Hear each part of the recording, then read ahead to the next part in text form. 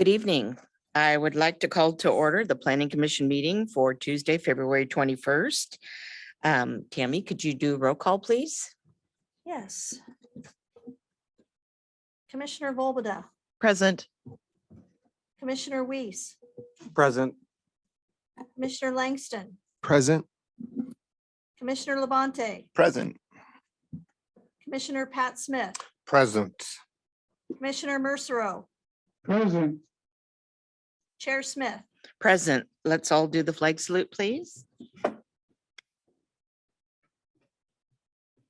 I pledge allegiance to the flag of the United States of America and to the republic which stands one nation under God, indivisible, with liberty and justice for all.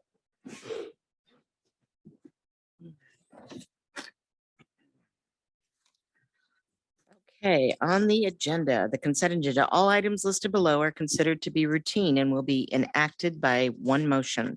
There will be no separate discussion of these items unless a commission member or person in the audience requests specific items be removed from the consent agenda for the discussion prior to the time the commission votes on the motion to adopt the consent agenda. Okay, so we have approval of the January 17th meeting minutes. Does anyone are there any changes or deletions anyone wants to make to those, or can I have a No motion? changes. Okay. Would someone please make a motion to approve the meeting minutes? I will make a motion to approve the minutes from the January meeting. Do I have a second? I'll second that. Okay, Commissioner Volbada made the motion and it was seconded by Commissioner Labonte. Tammy, roll call, please. Commissioner Volbada, Yes. Commissioner Weiss, Yes. Commissioner Langston, Yes. Commissioner Labonte, Yes. Commissioner Pat Smith, Yes. Commissioner Mercero, Yes. Chair Smith. Yes. Okay, on to the next item, the monthly planning report for January.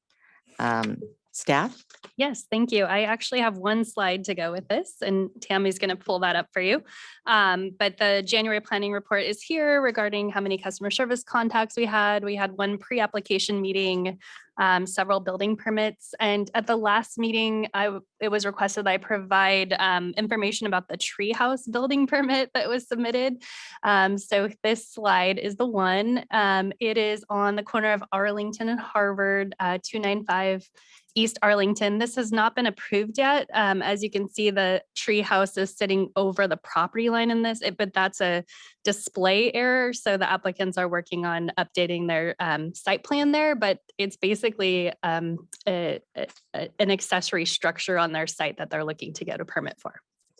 So that is what it is. So if there are any questions about the January planning report, I'd be happy to answer those. Any questions? No? Okay, let's go back to the next. Okay, agenda item number 3. Let's open up the continuing public hearing for file Z0489-22-M. Proposal to divide property located at 18340 Cornell Place into 2 lots, one with road frontage on Caldwell Road and one with access from Cornell Place. Staff? Yes, thank you. And I just put together a couple of slides. I know at the last meeting, we had a full staff report slideshow. So just to pick up from where we left off at that last hearing, I'll go through just a couple slides.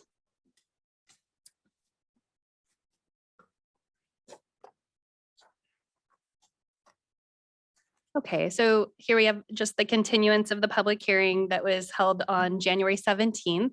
The Planning Commission, as a reminder, the project location here between Caldwell and Cornell Place, just for the reference point of where the partition is proposed.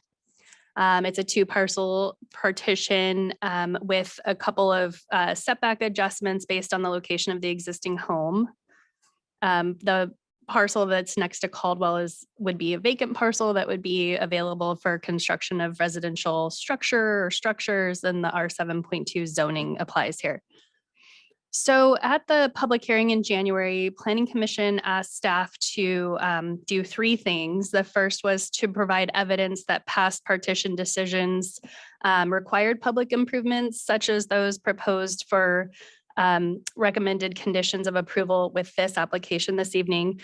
So two application decisions were submitted to the Planning Commission that were what staff was able to find within the last few years as far as decisions the city has made. I believe one was a Planning Commission decision, one was a staff level decision, and that just depends on whether it's a type 1 or type 2 partition. But both did require public improvements, such as this one before you this evening. The second was to provide a rough estimate of the cost for the applicant to obtain the construction plan approval. So we did that in the staff report.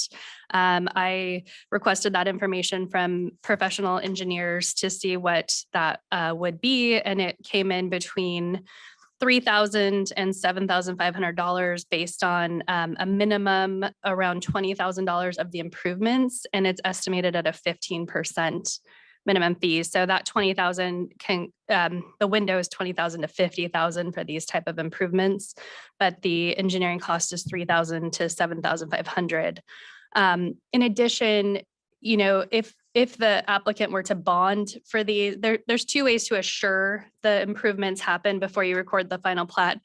One way is to just pay a deposit of how much the improvements would cost, and the city holds that until the improvements are made and then gives it back.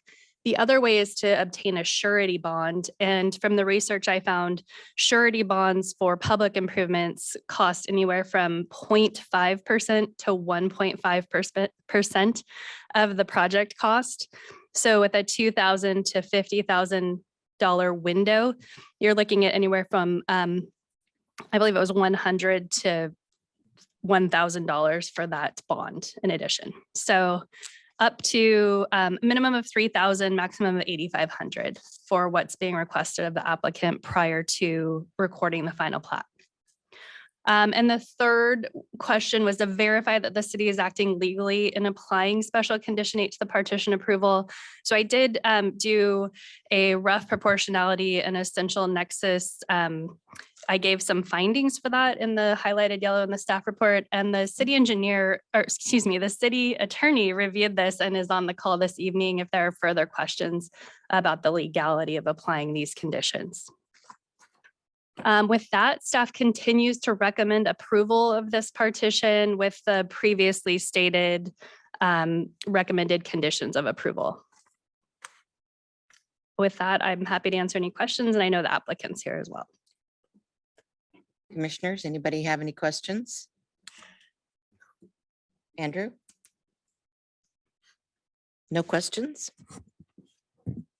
Could we hear from the applicant, please?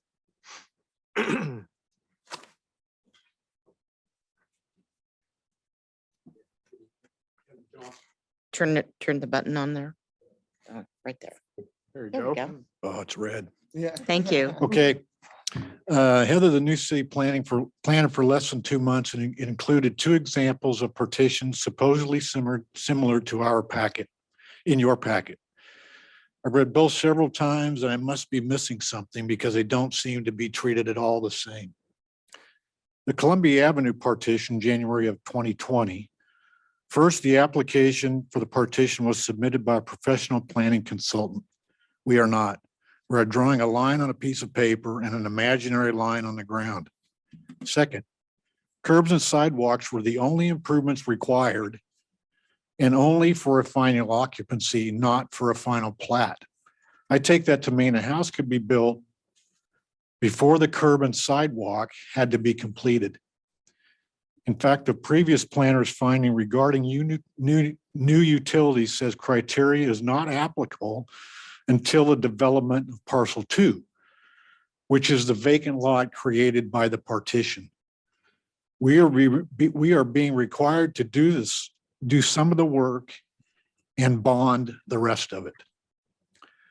Third, to prove the point I was trying to make last month that this partition on Columbia was part of a larger development, I made a request for information from the city. I requested that the city provide all the inspection reports for the two partition lots and the 4 lots that were part of the larger development. What I got back was only reports for the 2 partition lots, one for PGE, one for Northwest Natural Gas, and one for a sewer connection. The applicant for the sewer connection was Mountain Ridge Homes, a contractor, not the property owner. We are not contractors. Fourth, there was no bond required for future infrastructure.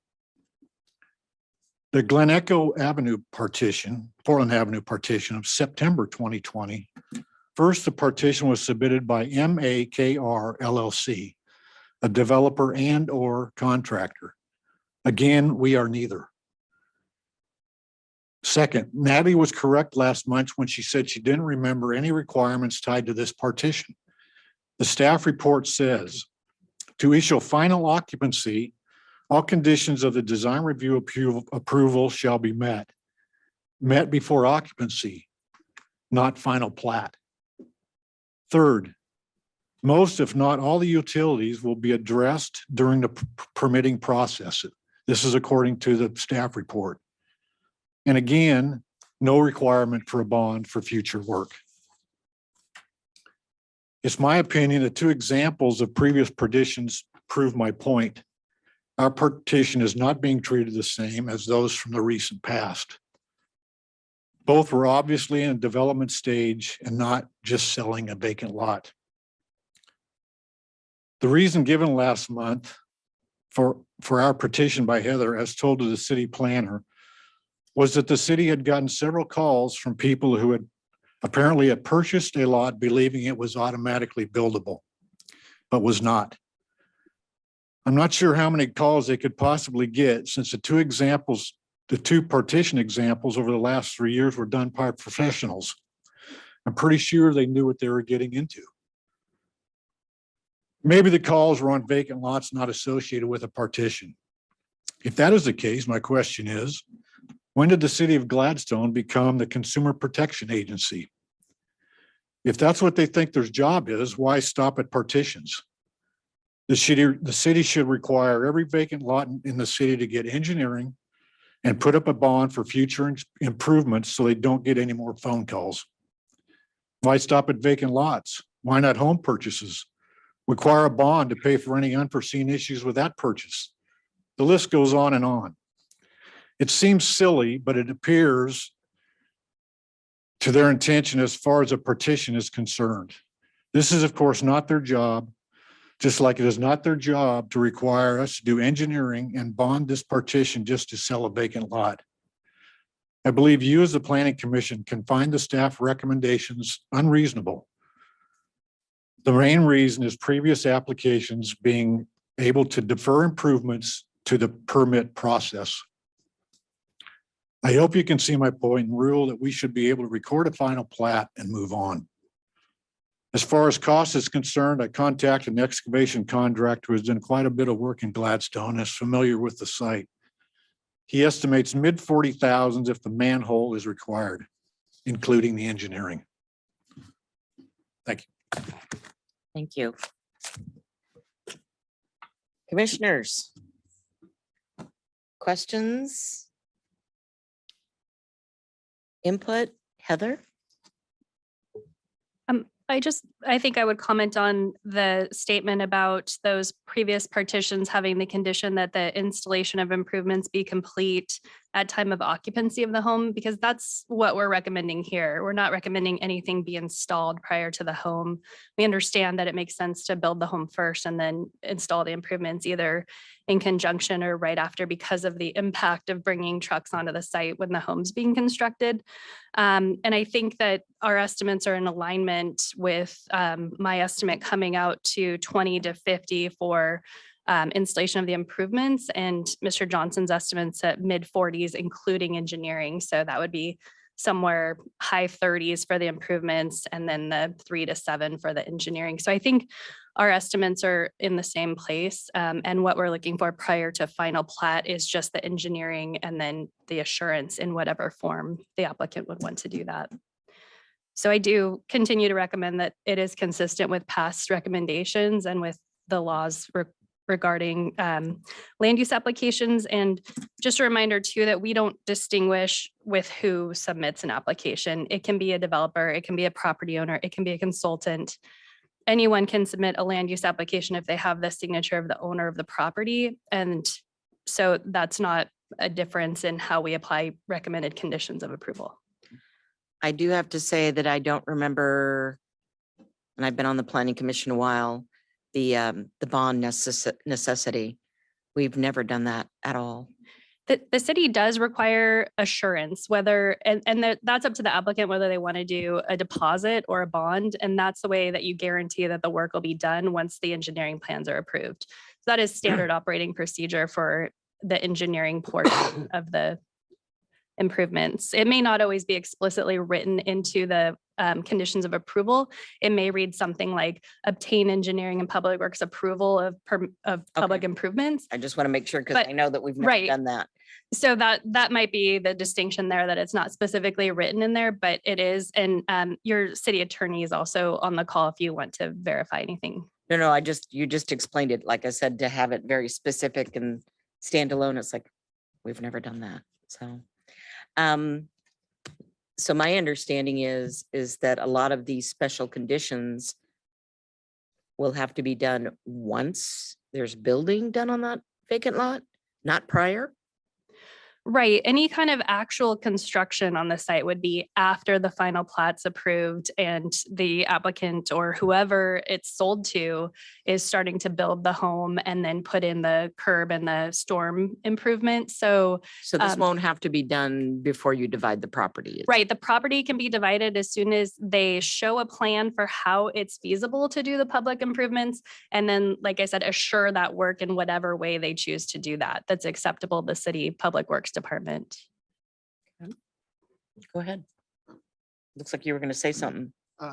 No, so I guess what I'm interpreting is, you're making a new piece of land that's potentially is going to have demand and load on future system utilities that are there. And all we're asking is that if we're going to add another residence, that they prove that it's not going to have a adverse effect on the current system that's in place. That was really well put, Yeah. that you're meeting the roughly proportional demand that you're putting onto the Mhm. system. Correct. That was great. Mr. Johnson? So just like the other two examples, all the construction was tied to the permitting process. It was not done ahead of time. It was not engineered beforehand. The city, like I said last month, the city has all kinds of ability in the permitting process to make sure everything is done to the city, county, state standards.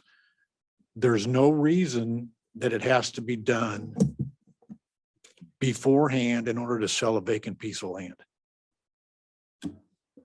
I Go ahead. don't think they're necessarily expecting you to do the work.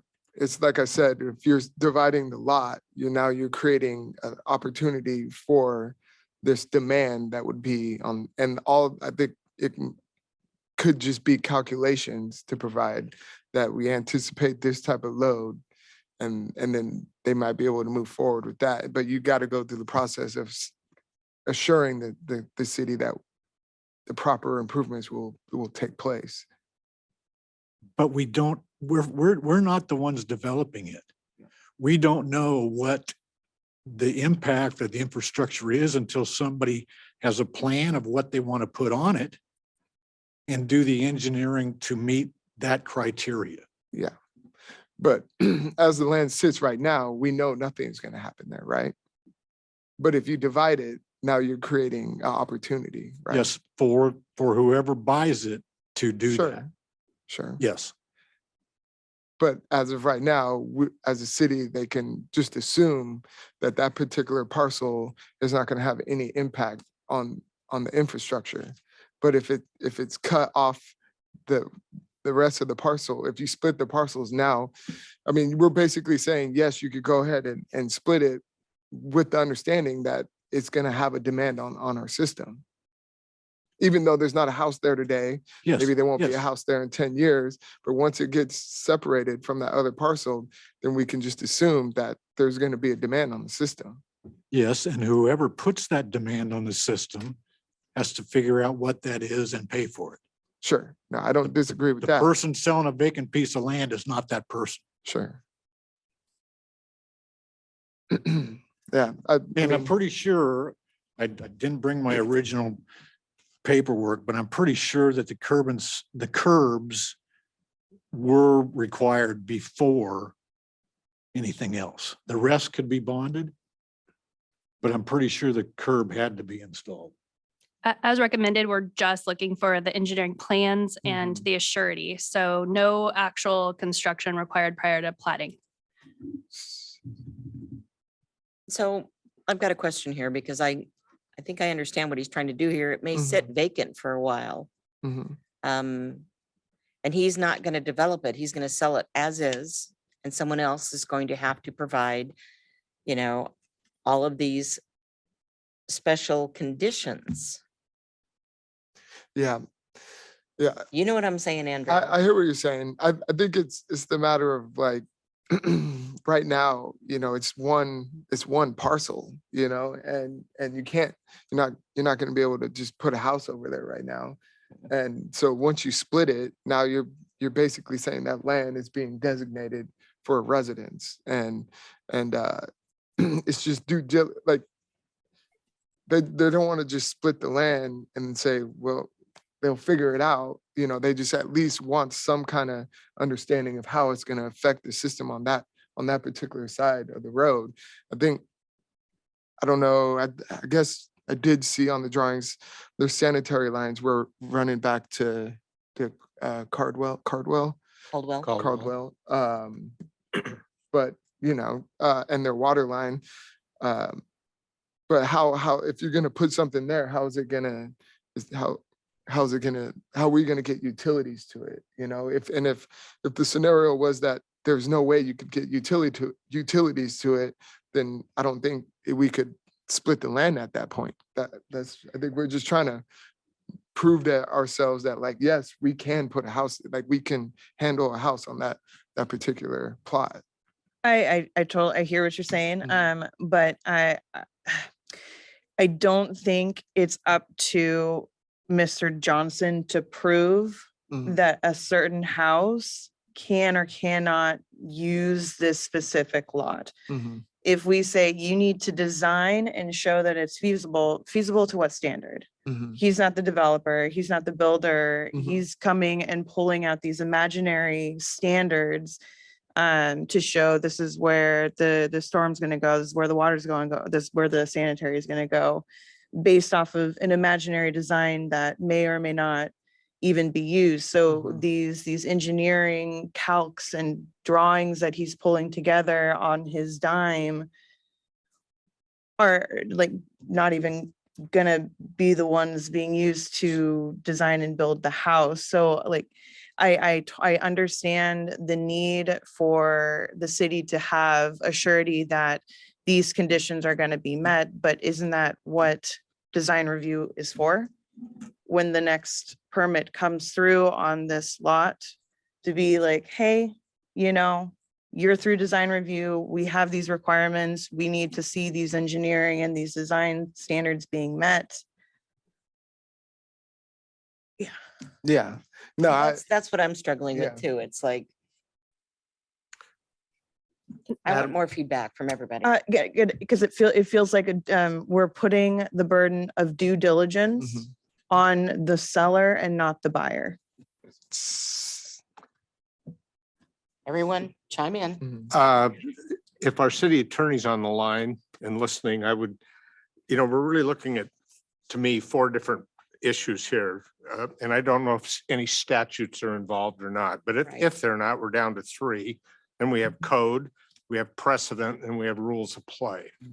And I think it behooves us as representatives of the city to make sure we are inside code regulations and rules of play. It doesn't seem to me to matter whether you're a professional or an amateur doing something. The rules to do it should be the same for all. And when we talk about precedent, if the two guys that are cited, or the two issues that are cited by the city planner as previously being handled in this fashion, if we don't do it the same for everybody, then who's being treated unfairly? It's whose ox is being gored at that point. So I'd like the city attorney, if he's listening, to weigh in on what the city needs to do to make sure we are inside our code procedures. Chad, are you available? It's actually Josh. Josh, okay. I'm sorry about that, Josh. No, that's fine. Can you hear me? Yes. Okay, it looks like it says the host won't let me start video, so I'm just audio at this point. But happy to start answering, and then if you're able to turn video on, great. So a couple of questions there, and I'll try to answer them all, and if I miss one, let me know. But in terms of I think the question about precedent and the prior decisions, the important thing to understand there is that unlike if the decision were previously made by like a higher court, you're not bound by your prior decisions. Your obligation is to interpret the city code and apply it correctly, even if a previous planning commission made a mistake. So the value of seeing what was done before is just maybe to inform the public about past practices, but it should not control your decision making this evening. Your task really this evening is to interpret that section of the code that was referenced in the memo about in the staff report about when these improvements are to be required. And I'm pulling that up here just so I can read it to you verbatim.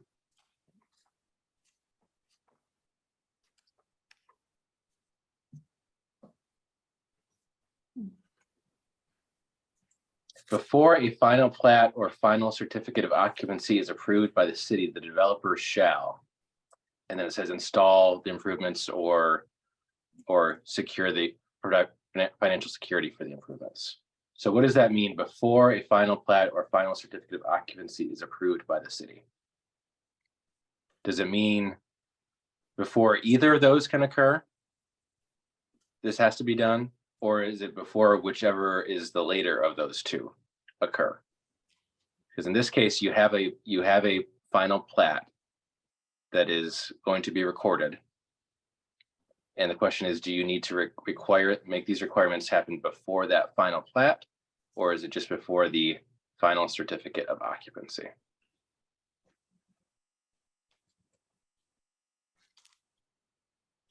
That's really for the planning commission to decide how to interpret that section of the code. If I may add to that, just based on my conversations with the city engineer, is that the way that has been divided in the past is if there is a final plat, then you use final plat. But a lot of any kind of commercial development doesn't have a final plat. So then you have to do certificate of occupancy. Right. So that's where the final plat comes into play. And just to address Commissioner Volbada's comments about, the not knowing exactly what type of use is happening on the site. That's completely true. That's why we're only looking at the public improvements. So we're only looking at the curb, the road overlay, and the storm catch basin. Nothing on the property itself is being required before the time of development of the home. And regardless of whether this is a single family detached home or middle housing of some sort, there's going to be one driveway permitted onto this site. And so you'll have some assurance of how the street portion gets developed, which is what we're looking at engineering for. We aren't concerned with what's on the property at this point, because you're right, we don't know. Okay. And I do know after, speaking with you, I did go to the lots that were divided over on Glen Echo, and there is a storm catch basin. There is a curb. There's no sidewalks because there's sidewalks over on the other side. Mhm. But there is an approach and a driveway. But nothing has been developed on that, and it was divided into 3 separate lots. I think it was 3. Right, and Yeah. just as a reminder, no sidewalk is being recommended here either, based on the city engineer's comments that it's not required at this location. So to be very specific, and I want to do this right moving forward, and I could not find anything that was specific to a vacant lot when you want to divide in our codes that is clear that I could understand. And I think it should be there, because I think as moving forward, when people are wanting to divide lots or whatever, I want to make sure this is done accurately and clearly, I agree, there's some code because it's too revisions vague. I'm sorry. it's that too could vague. definitely help with this scenario. I and need a all- specific answer, I agree. or we need a specific answer, the body here, in order to make a proper recommendation. Well, as far as like rewriting the code, we have to apply the code that's in place at the time of application. But I do agree that moving forward, that might be something the planning commission takes on the work session, on the work schedule to do code updates regarding this kind of verbiage. But I will just say, in regards to what the city attorney said and what I'm hearing too is, once that plat records, that lot is considered, entitled or buildable. And so you want to have, as Commissioner Langston said, some sort of assurance that the city's standards will be met when the future development occurs. So the recommendation here is to have those assurances in place before the lot divides, so that we know when it does develop that everything's in place for that to occur. And we do believe that that final plat or certificate of occupancy can be interpreted to mean if there's a final plat, it's a final plat. And if there's not, then it's a certificate of occupancy.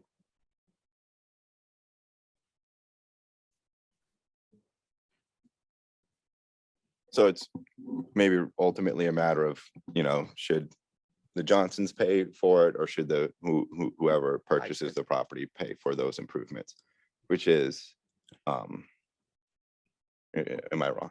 That's essentially what we're looking at here. That's true. I mean, and staff is fully aware that that price gets passed on to the seller. So, I mean, I don't know that we're really talking about 2 different buckets of money. We're just talking about timing, I think, and assurance.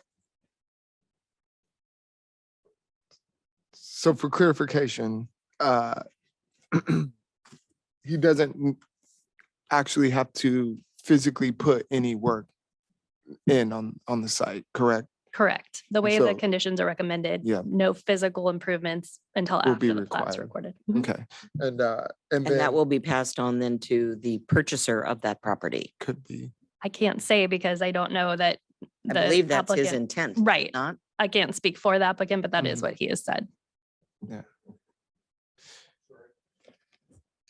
Just to be very clear, you're going to have that vacant lot and you're not wanting to do anything, but whoever purchases it from the family, from your mother, will then have to do all of the building, development, engineering, all that kind of stuff. Correct. That's your plan, correct? Yes. Okay, thank you. Does anybody have any questions of the applicant while he's up here? Any questions, input? I have Nothing? none. Okay, So I have a question. So if it had a final plat, does that mean that vacant lot is sellable? Once Has it's to have it has to have a final plat recorded before it's a sellable lot. correct, before it's individually. And what you're telling me is I can't do that until I do the engineering and put up a bond. That's correct. To sell that lot separate from the overall parcel. You could sell the entire thing and it will have been through land use. So it is entitled in that way. It's just not divided yet. But as far as obtaining final plat, or excuse me, tentative plat for partition, that's what we're doing here this evening. So that entitlement will be in place once this process is completed, assuming it's approved. we're trying. The codes are just too vague. What do you guys want to do here? Jennifer? I have a lot of thoughts. Share them. please. Well, so what we're trying to keep, a lot of thoughts, very few words to describe this. So, my understanding is our struggle is making sure that when future purchaser buys this future lot, that they are following the rules and regulations set forth by us, which are all of these requirements that we're putting down. And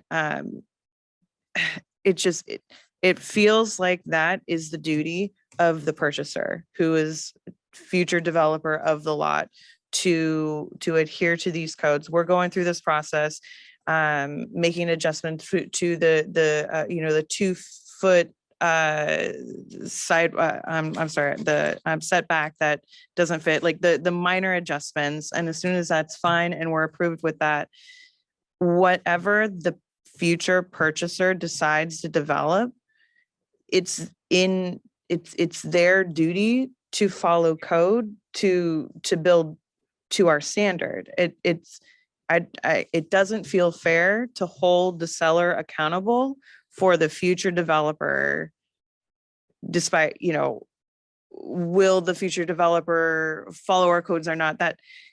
That's beside the point. That's not his duty. Mhm. It feels like we're overthinking this a bit. I agree. Commissioner Weiss. Yeah, so before we first heard this, I spent a couple weeks onboarding and familiarizing myself with Title 17 and the role of the Planning Commission. I think I'm very sympathetic to one of my neighbors that's having to deal with probably some hoops to jump through to be able to parcel and sell this property. But when I really look at the Title 17, the recommendations of staff, I think we're applying this consistently with how we have in the past. And I think the recommendation is in line with what's in the code right now.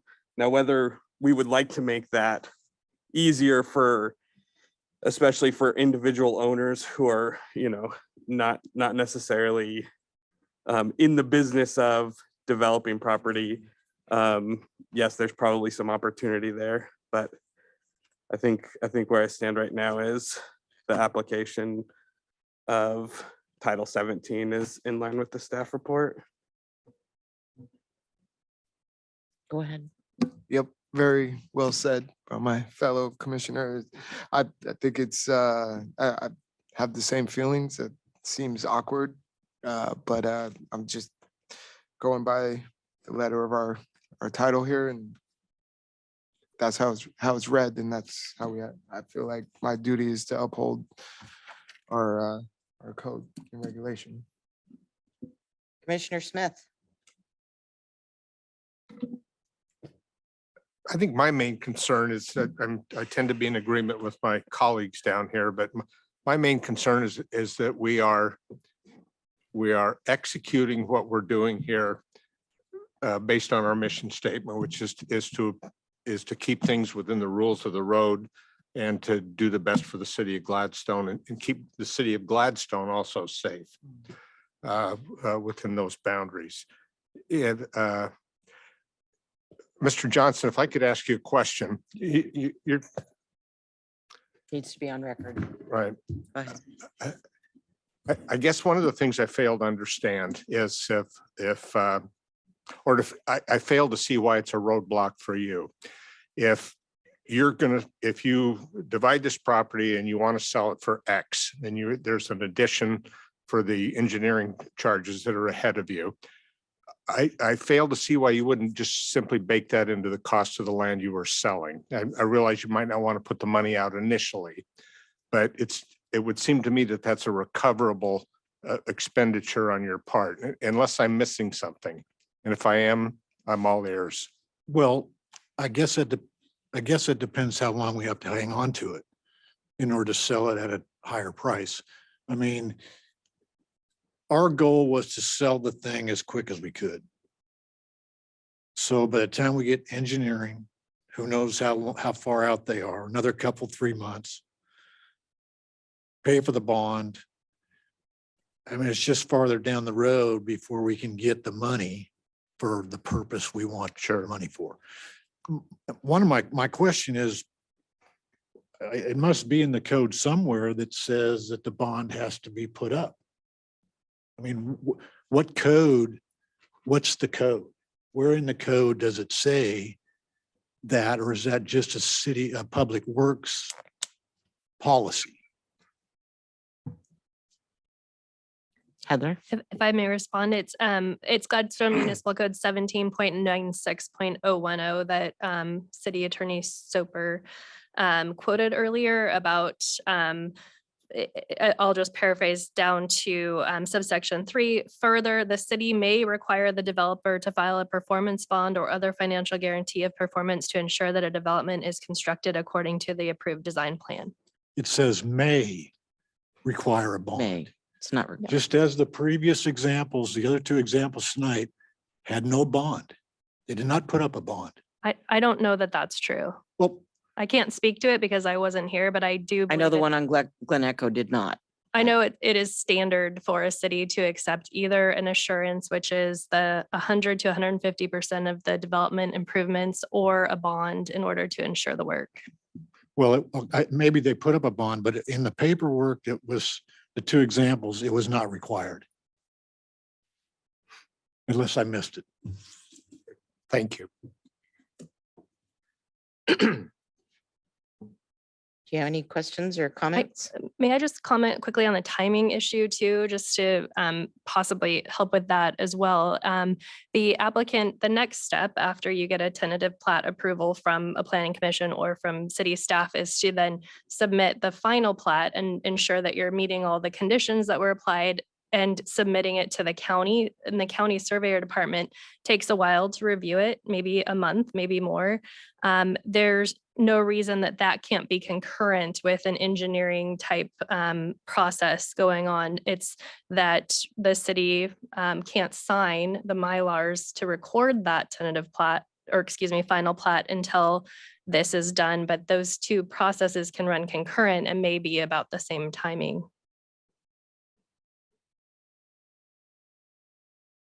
Andrew, what are your feelings? So, I guess just to be clear, so the bond and the engineering study are essentially 2 different things here. Can we, and if that's the case, is that something we can look at as a commission to where that important word may comes up in the code, or that's something that we can kind of deliberate on there, and divorce that from the engineering portion. If that's something that we have the ability to discuss or to have in there.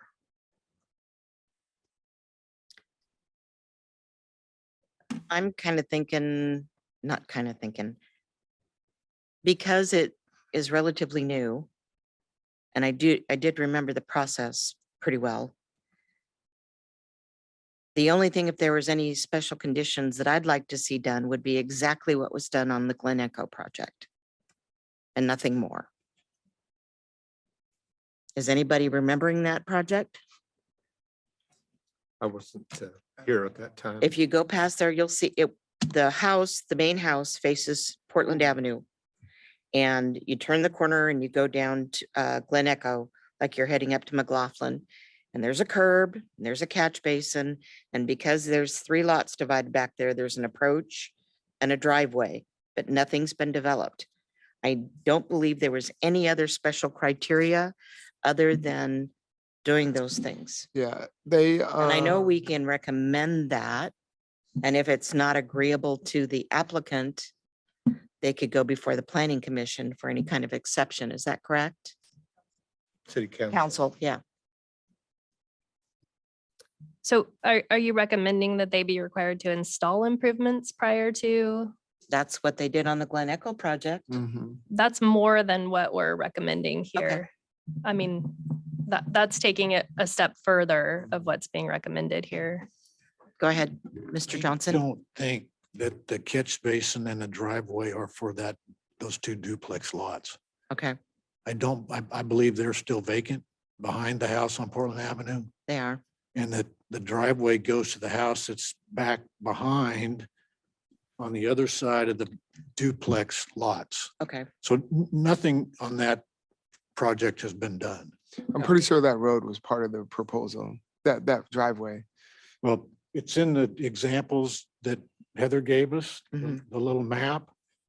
It has a sketch of that piece of land that shows the house on the corner and two duplexes behind it. But no, there's been no building or developing at all. that On those driveway lots. goes to a house that's behind the next. It's a dark house brown over, house. Yeah, behind another house that's on Portland Avenue. Yeah, well, that road, the driveway. The duplexes are adjacent to they're proposed on the Glen Echo frontage, adjacent to the home. If that helps. They are in this plan view south of the home, but I don't know. It doesn't have a north or south arrow, so I don't know if it's true. Yeah, it's to the west. Okay.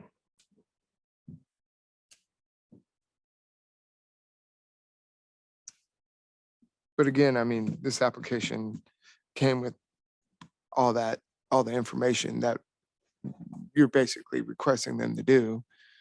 You know, all that, everything here, that was all, engineered and calculated out, whether or not they paid a bond or an insurety, like, we don't know that, but what's being asked is the same exact information that's in this but they application. own that property. Yep. And if I can And he's clarify, not going to be owning it in the future. He wants to sell it. Mhm. So I Well, he- really agree with but- what you said. Well, essentially, they could sell it too, right? Yeah, but I think we need to look at, because it's so vague in Yeah. the, Yeah. in the codes and ordinances for a vacant lot. To have him have to do any of it, I really agree with what Jennifer had to say. So I want to go back to what Josh was saying was our duty tonight was to Yeah, and we need to get to that. was duty. to understand what the code means to us, final plot or final C of O.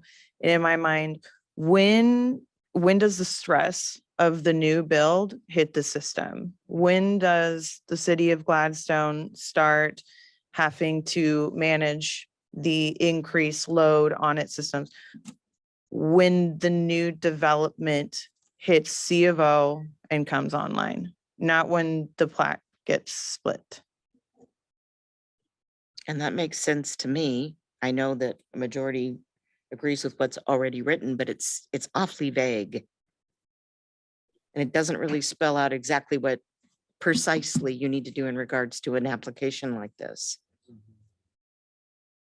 Are we ready to take a vote on this? Well, do we want to close the public? I would like to ask Jennifer one more question. Say Mr. Johnson has divided this lot without any of the recommendations that you're making. I go to buy it from him. How would a prospective purchaser be protected? Would there be an assumption that I'm buying a buildable lot? I think that's what you would assume. You would come and submit a building permit and it would go through Clackamas County and they would copy the city planning and we would flag it and say, it had a land use decision. Here are all the conditions you now have to put into place. So I don't think you would know necessarily unless the seller told you, or yeah, but you would know by the time of trying to get a permit. Mhm. But by then you would have already purchased it. Yeah, I would think so. If Okay. if you're submitting a building permit, I think you have to sign as property owner. Right. Yeah. Okay, thank you. And likely whoever's building would be probably well aware of all Yes, of this. the due diligence phase is very vital to a purchaser. Tammy, were you going to say something? No. Oh, I thought you were. Okay. Are we at a point where we want to close out the public hearing and? A point of order, Chair Smith. I think because the public hearing was left open, we should ask if there's anyone in the public who'd like to testify. Yeah. We had one person that indicated they would like to speak. Okay, Kim Seekman. okay.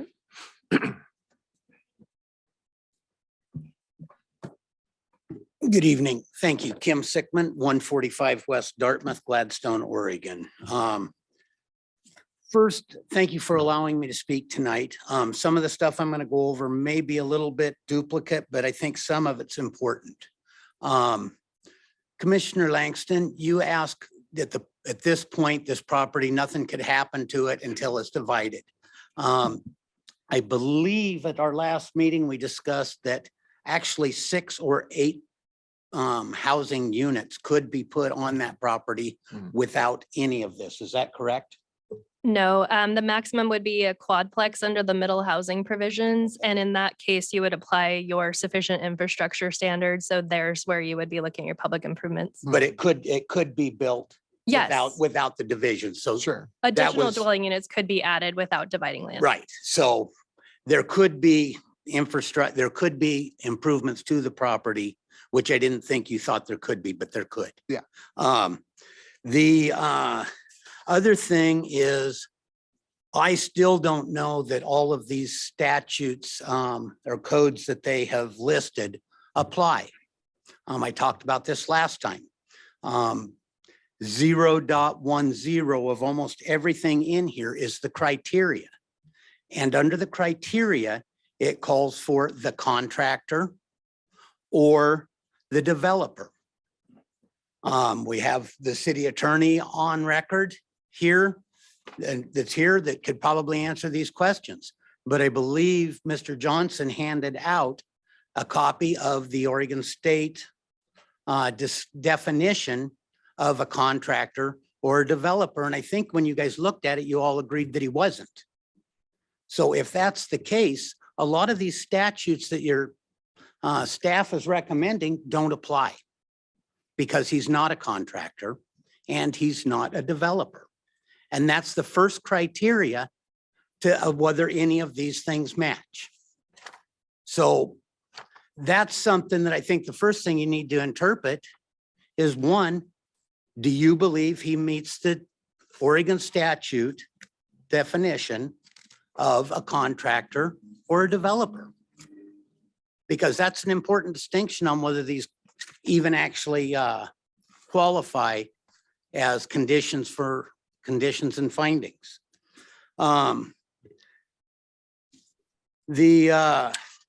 Looking at the example that staff give us is Z032321-20M. Special conditions, page 4, number 6, storm drainage. The submitted partition application tentative plan includes development of duplexes. So obviously there was some plan for development with this attached example. It's obvious that they plan on developing. Ms. Moore and Mr. Johnson do not. Page 5, number 7. And I think this one's pretty important. Water meter sizing calculations are required to verify adequate water meter size. This is what we explained at the last meeting. These calculations are typically based on fixture count, shall be submitted to the city at the time of plan review. That's out of the example that city staff provided. And they asked for no financial agreement prior to recording. Page 6, number 15, final occupancy. Prior to issuance of final occupancy permit, and that's all in caps, all conditions of the design review shall be met. And then next, Roman numeral V, findings, duplexes and their allowed uses in R 7.2, R5 zoning districts are not subject to design review. Well, it's not subject to design review, but yet that was put into the conditions of approval that they have to be met. So there is a way to follow up later through design review by putting it in your findings for this application that they must be met before final occupancy because it was done in this last example. Page 16, chapter 17.56, drainage. The applicant is proposing to address stormwater during the building permit process. Okay, once again, there's no ask for assurances or financial agreements. They're just saying it's going, let's just address this in the building process after we find out what's going to be built. These things make sense to me. I hope they make sense to you and you can interpret the code in a way that stands behind what you've just done here a year ago. Utilities, page 18. During findings, during the building permit process, plans will be submitted. Well, that's where your engineering comes from, but it gets done in the building permit process, not in the recording of the plot or petition. The other thing is you guys need to find that this is relevant or is equal in all cases. This particular one has got over 300 feet of street frontage with minimal requirements on the street frontage for street for things to be done in the right of way. The Johnson and Moore family are talking about 60 feet of right of way, not 300. The other example is file Z0536-19-M. Once again, they hired a professional planner that does meet the criteria of a developer or a contractor. Ms. Moore, Mr. Johnson are not contractors. Most of this stuff should not apply. Page 3 and 4, Roman numeral 4 notes. The items below are applicable to the development of the proposed lot and will be reviewed in the future as part of the building permit review for the development of the proposed lots. That is staff's findings on Z0536-19M. And under that, number 2 is utilities, which includes 1760. 4, surface water drainage requirements, 1756. There is no requirement for engineering. There is no requirement for financial guarantee prior to recording of the plot. Although there were no maps included with this particular application from staff, it's expected to have a minimum of 200 feet of street frontage compared to the 60 feet of the Johnsons. I don't think that you're comparing apples and apples.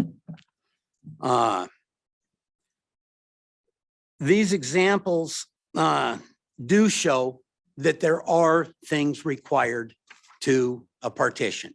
You do need to do certain things, but what they also show is in the past, it has been allowed to be done during the permit process, not during the partition and final on the plot.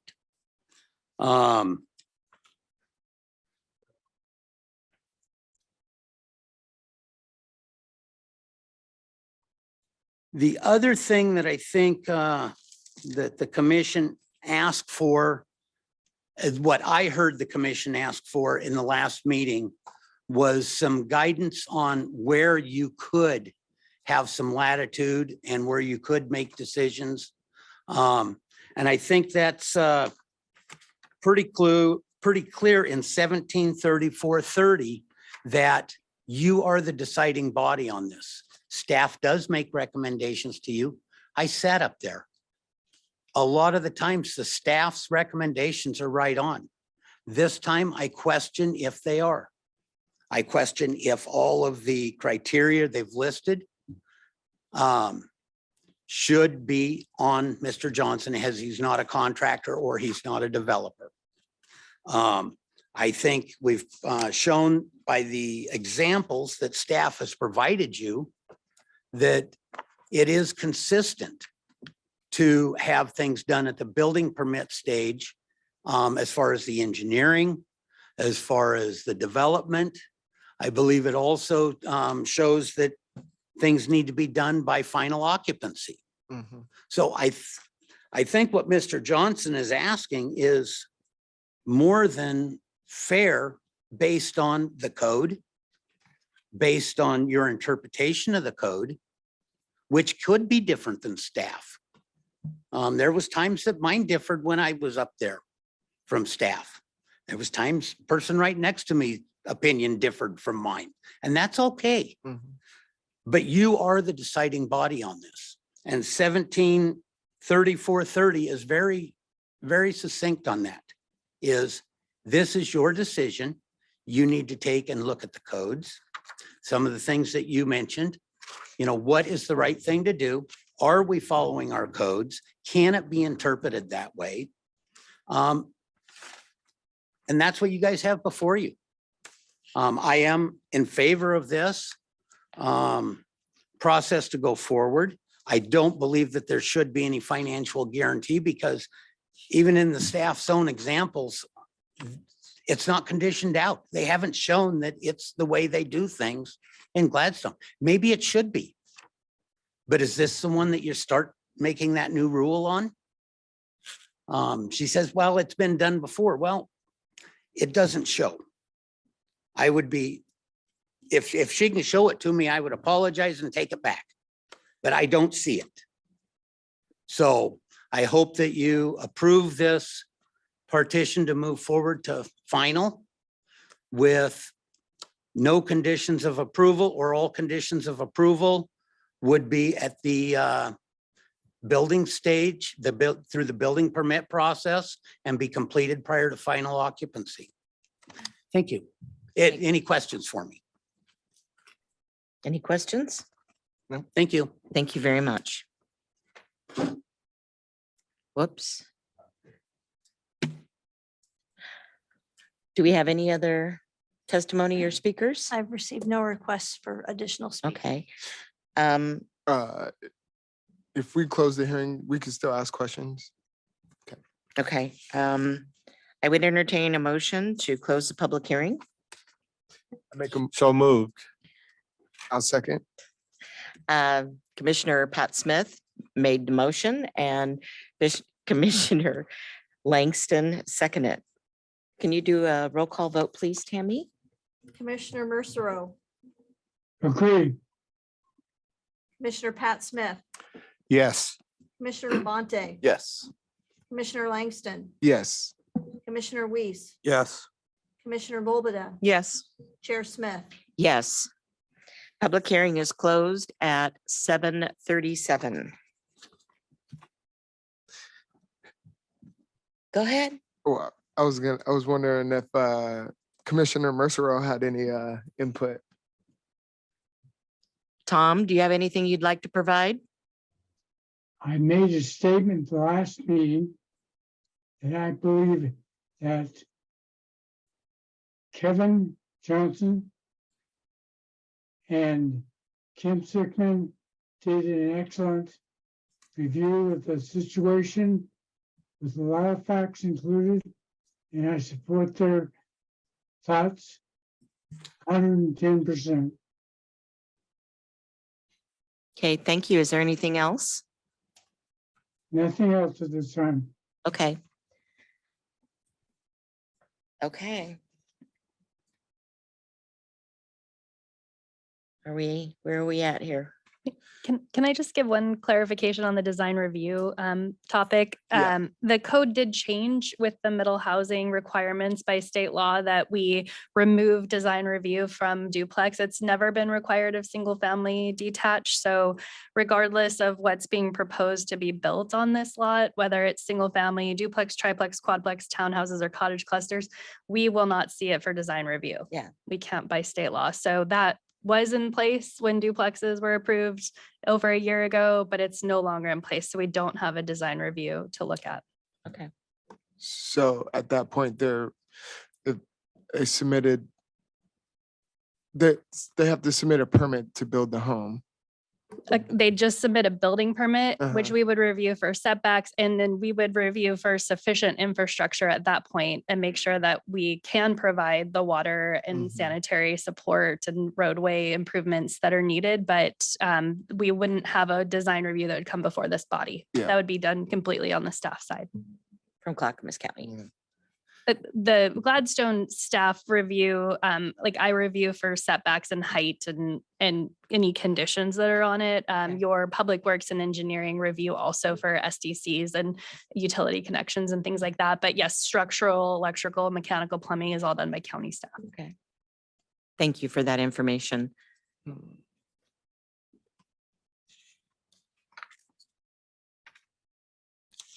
Jennifer? I don't have any more questions. I feel pretty set that I think that the burden lays on the future developer of the site, not on this gentleman trying to split his plat. Are we ready for someone to make a motion or do we Well, still have some discussion? No, I think we're pretty close. So we're basically we're talking about moving forward without special conditions, correct? That is I correct. think it's not without, it's deferring the special conditions to the receipt of the certificate of occupancy, Okay, not specific to Kevin Johnson or Mariana Moore. got it. May I make a recommendation? Mhm. On page 19 of your 221 page packet is, if you have it available, is the condition in question, number 5, street improvements. It reads Caldwell Road improvements shall include street widening and a new curb line in alignment with the existing curb line to the east per GMC 17.50.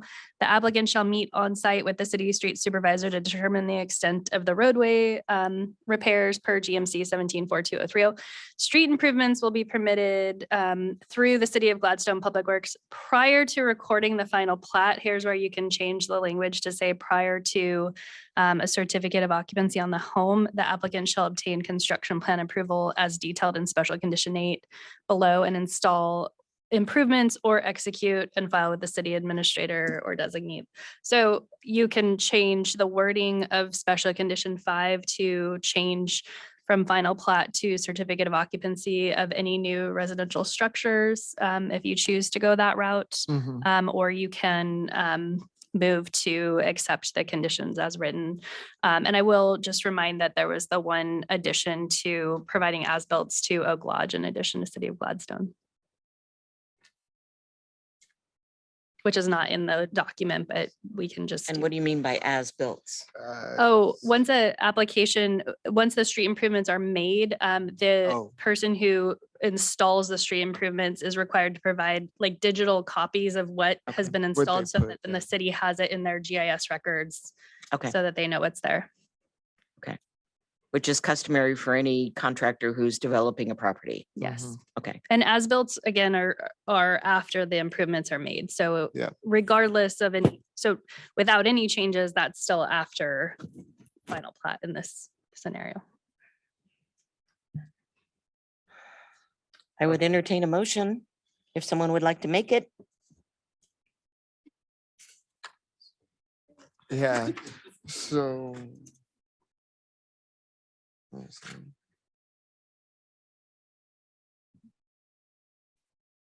You can always ask Heather for the proper verbiage if you need it. All right, I'm gonna try this. Thank you, Jennifer. Bear with me.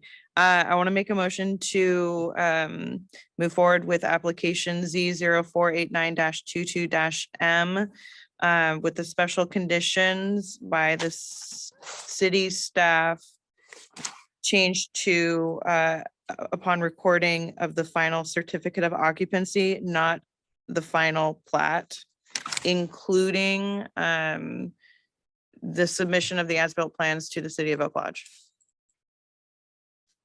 How's that sound? That's good. So you're moving to approve Correct. this application. Correct. Yeah. With the revision to special special- condition 5 to certificate of occupancy rather than final Final plat. plat. recording. And adding as-built, and I'll second. Okay, Jennifer, Commissioner Volbada made a motion and Commissioner Langston seconded it. So Tammy, could you do a roll call vote? Yes would be to approve, correct? Correct. I mean, you Go have ahead. to open your Vote. public Reopen hearing. Meeting's Public closed. hearing. Do we need to reopen the public meeting? Correct. I think we need to reopen the public meeting. We do? So Okay. if someone wants. I'll make a motion to reopen the public hearing Second. for Z048922M. Okay. Second, Do you need a roll call vote, Tammy? I do not. Okay, go ahead. The question is, with the motion, does it also take away the requirement for a bond? Yeah, there'd be no special conditions. There would be no bond. All special conditions would be for tied to the C of O, not to the final plat. So that, Yeah, right. Right. so at that point, the improvements would be required. Correct. Rather than any kind of surety. Okay. However, I will say that once regardless of the timing, if the plat records and then you put forward your engineering plans, then, generally there is a bond or some kind of assurance required. And in the code, there's like 5 options for how you do that.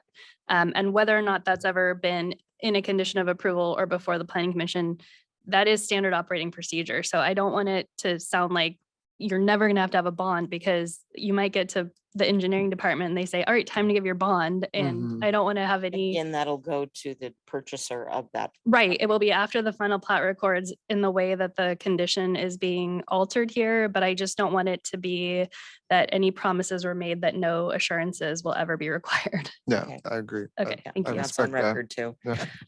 Could I have a motion for closing the public hearing? I'll make a motion to close the public hearing. I'll second. Okay, a motion was made by Commissioner Langston and seconded by Commissioner Labonte. Do we need to do a And roll we call will vote? do a roll call Okay, vote on go this. ahead. Commissioner Volbada, Yes. Commissioner Weiss, Yes. Commissioner Langston, Yes. Commissioner Labonte, Yes. Commissioner Pat Smith, yes. Commissioner Mercero, Aye. Chair Smith. Yes. Okay, now do we need to go back and have Jennifer redo her? Please try it again. Make a motion to approve application Z0489-22-M with the special condition number 5 altered from the final plat to the final certificate of occupancy, including the submission of as-bills to the city of Oak Grove. Second. I second. Okay, Commissioner Volbada And I made the just- motion. I just wanted to verify, it's not the city of Oak Lodge, it's the Oak Lodge Water Services. And city public work. Okay, Commissioner Volbada made the motion and it was seconded by Commissioner Langston. Could you do a roll call vote, please, Tammy? Commissioner Mercero, Aye. Commissioner Pat Smith, Yes. Commissioner Labonte, Yes. Commissioner Langston, Yes. Commissioner Weiss, No. Commissioner Volbada, Yes. Chair Smith. Yes. It passed. Okay, next, let's go into our next hearing. Yeah.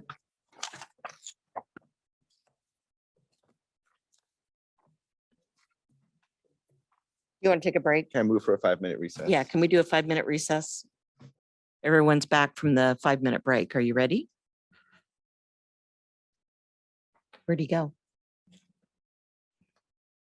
I was trying to make sure Commissioner Mercero was ready to. Sorry, I I'm believe ready. he is on there. Okay, good. All right, then.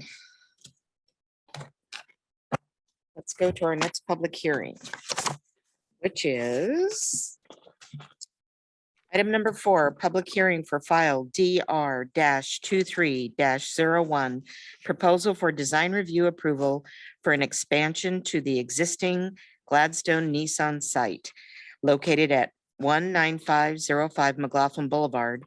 And it's SG Architecture LLC, Dick Hanna Dealerships. I'm opening up the public hearing at 7:50. And I want to make sure that's the beginning of this. Are there any abstentions from this hearing body regarding this project? Are there any conflicts of interest from the hearing body? I have none. Is there any ex parte contact, including any site visits? I did drive by to refamiliarize myself. Okay, and when you say that, say your name too, so she knows. So, let's start. Commissioner Smith, Pat Smith drove by at least twice, Okay, circling the property. Commissioner Labonte, yes, has been through there. Commissioner Volbada has been by the site as well. okay, Commissioner Weiss has driven by the site. okay. Commissioner Langston has driven. by And the- so has Commissioner Natalie Smith. So we've all driven past the site. So I Okay. have Thomas Rowe. Thank you, Tom. I forgot to ask you. I apologize for that. So moving on, how, do we have testimony? Tammy? I've received no one that wants to speak, but we do have the applicant online. Okay, So. so staff, go ahead. Yes, and do you do a quasi judicial script at the beginning of this? It's just telling me what questions to ask. Oh, okay, you don't have like a script that you read that says, you know, this evening's application. Okay, if you testify, you Yeah, must that one. raise all I'm sorry. issues you wish to address at this hearing. If your issue is not raised at this hearing, it cannot be raised later in any appeal. Your comments should state why the application should or should not be approved, or include your postponed modifications if you believe are necessary for approval according to the standards. Because this is the initial evidentiary hearing, state law grants and any party the right to request a continuance of this hearing or ask that the record remain open after the hearing is closed. If you do not raise any specific issues at the final evidentiary hearing or by close of the record, or fail to provide statements or evidence to allow the local governments or its designee to respond to the issue, you will not be able to appeal the decision to the Land Use Board of Appeals based on that particular issue. Failure of the applicant to raise constitutional or other issues relating to proposed conditions of approval with sufficient specificity to allow the local government or its designee to respond to the issue precludes an action for damages in circuit court. Staff, may I have the report? Thank you. So this evening, we are here to hold this public hearing on the Nissan edition, which is at 19505 Southeast McLaughlin Boulevard, as the application is in your packet with the staff report for this evening. The proposed project is to add about 2,200 square feet in a one-story addition on the rear of the existing dealership building. Also proposed is a 227 square foot enclosed storage shed that's planned south here on the left side. The right side here, all the blue marcations are removals from the site. So everything in blue gets removed on the right and everything in red gets added on the left. In addition, there are some improvements to the frontages of the building, which will be shown here in a moment as well, and we're in your packet. The project is in the C3 zoning district here on McLaughlin and Gloucester Street. This site is not subject to any environmental overlays. It doesn't show up on any of the Metro maps for habitat or riparian area, and it's not within the floodplain. Public notice was sent out to the applicant and owners of property within 250 feet of the subject site, as well as the public agencies listed here. And no response was received from members of the public, and no response was received from agencies, with the exception of just an email from the city's Public Works and Engineering Department saying all public improvements are completed around this site as far as the street frontages, and that utilities can be addressed during the building permit phase. So no conditions were recommended by engineering or public works.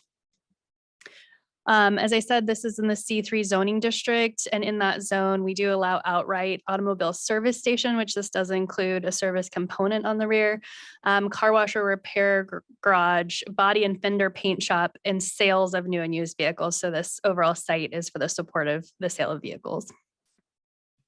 So I mentioned some improvements to the elevations of the building. The top left shows the new concept for the west elevation, and on the right shows the existing. So you'll see that that overhang area on the right gets filled in with an enclosed canopy that gets an enclosed structure that gets a little canopy treatment with some windows and a door.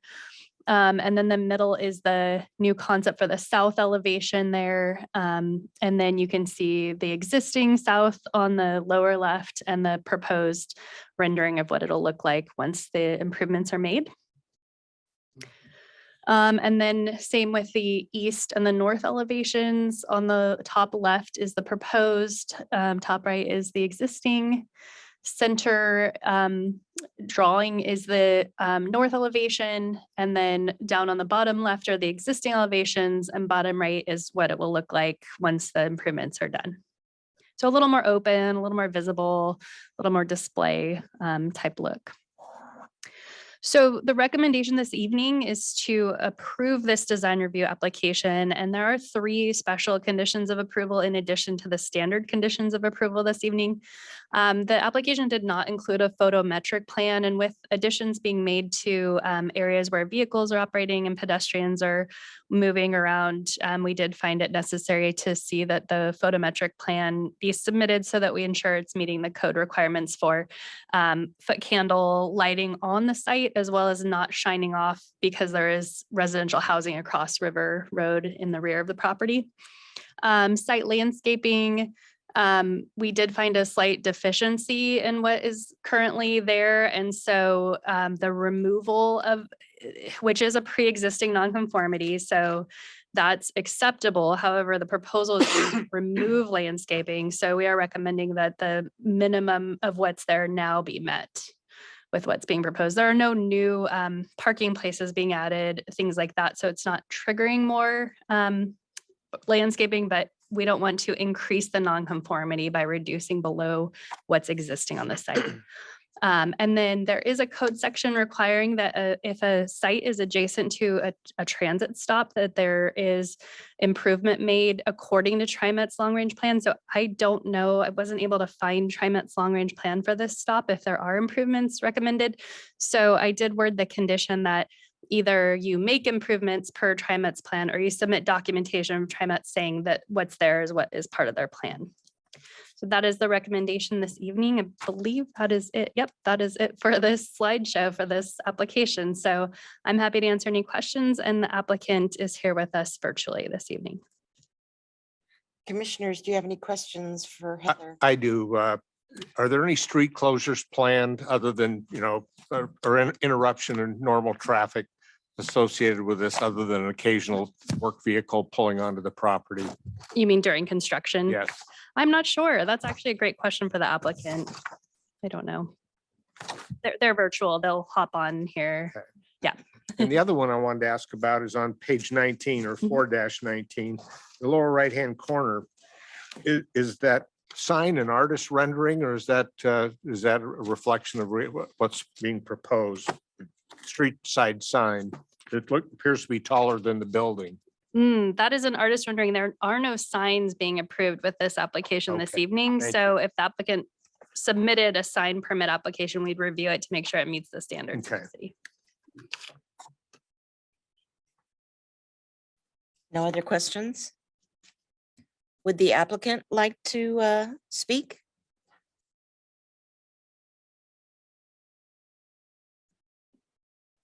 Kevin, you're able to muted. unmute yourself. Kevin or Scott?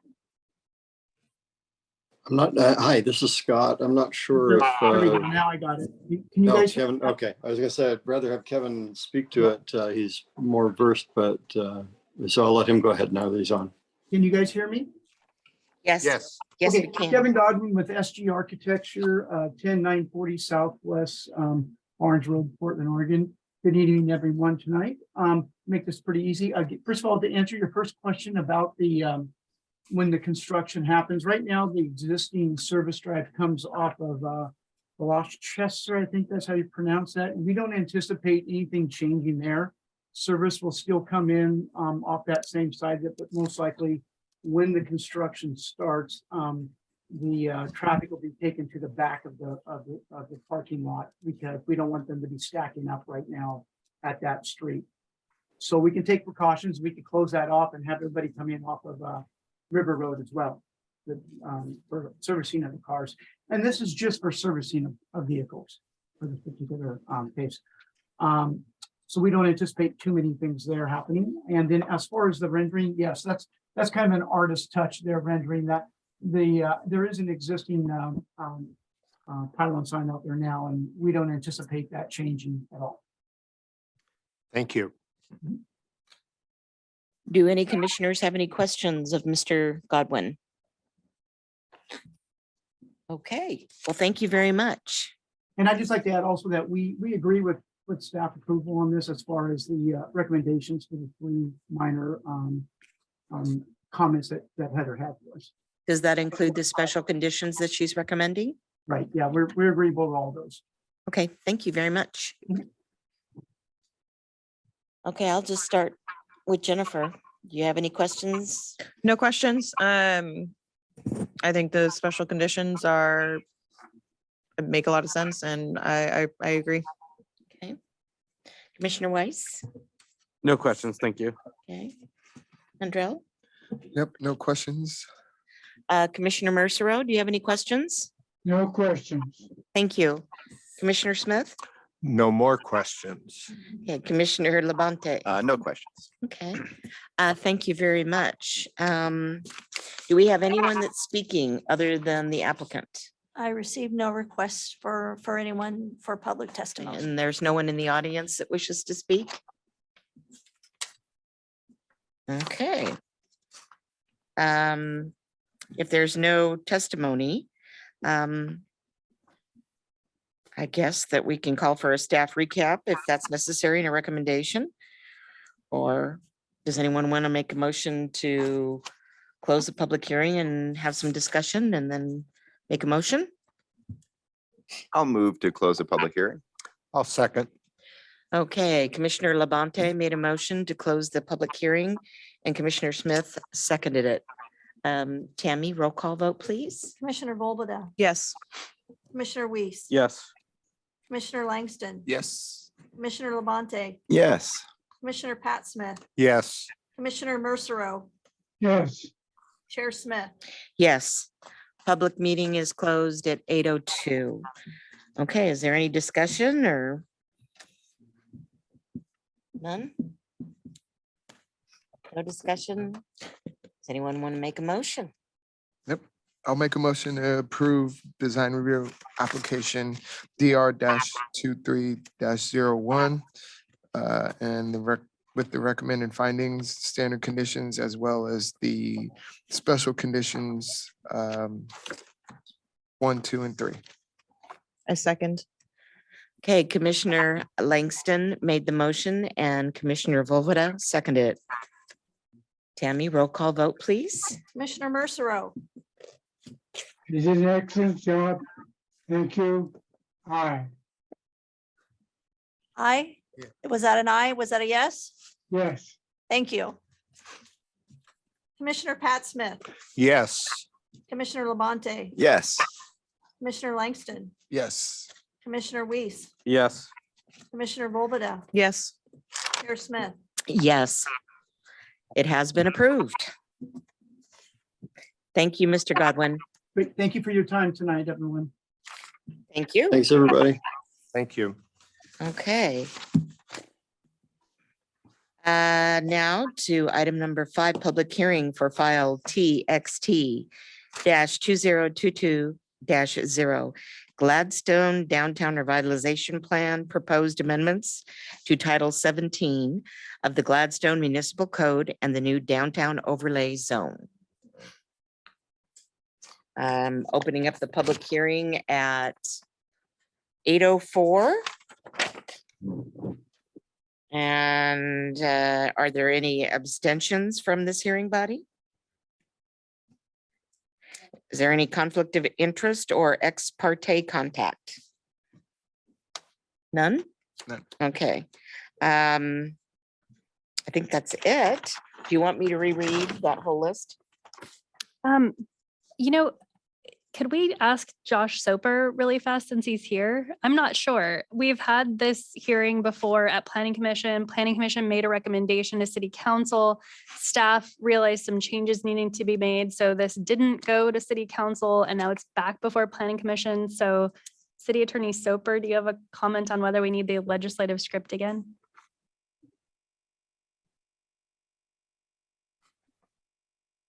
This is a new hearing, so I would read the script again. Yes. Okay, will do. Thank you. Okay, thank you. If you testify, you must raise all issues you wish to address at this hearing. If your issue is not raised at this hearing, it cannot be raised later in any appeal. Your comment should state why the application should or should not be approved, or include your proposed modifications if you believe are necessary for the approval according to the standards. Because this is the initial evidentiary hearing, state law grants any party the right to request a continuance of this hearing or ask that the record remain open after the hearing is closed. If you do not raise specific issues at the final evidentiary hearing or by close of the record, or fail to provide statements or evidence to allow the local government or its designee to respond to the issue, you will not be able to appeal the decision to the Land Use Board of Appeals based on that particular issue. Failure of the applicant to raise constitutional or other issues relating to proposed conditions of approval with sufficient specificity to allow the local government or its designee to respond to the issue precludes an action for damages in circuit court. Staff, will you please give us a report? Yes. So this evening's legislative hearing, as I stated previously, is not really a continuance. It's a bounce back from the prior chance you had to review the proposed code updates and the new overlay zone. So this evening we have both John Phoenix from MIG, I believe, that is here to speak to the particular code changes that have been completed for your packet this evening, as well as John Southgate, who has been working on this project on behalf of the city and has spoken to a lot of property owners within the downtown development district. So I'm just going to advance the slide once, and I believe John Phoenix is going to present. Oh, my little thing's not working, Tammy. Hey, good evening, everyone. This is John Phoenix with MIG. Can everybody hear me okay? Yes. Yes. Great. Thank you for having me. Let's see, got the presentation pulled up. While that's coming up, let's see, I could probably share my screen here.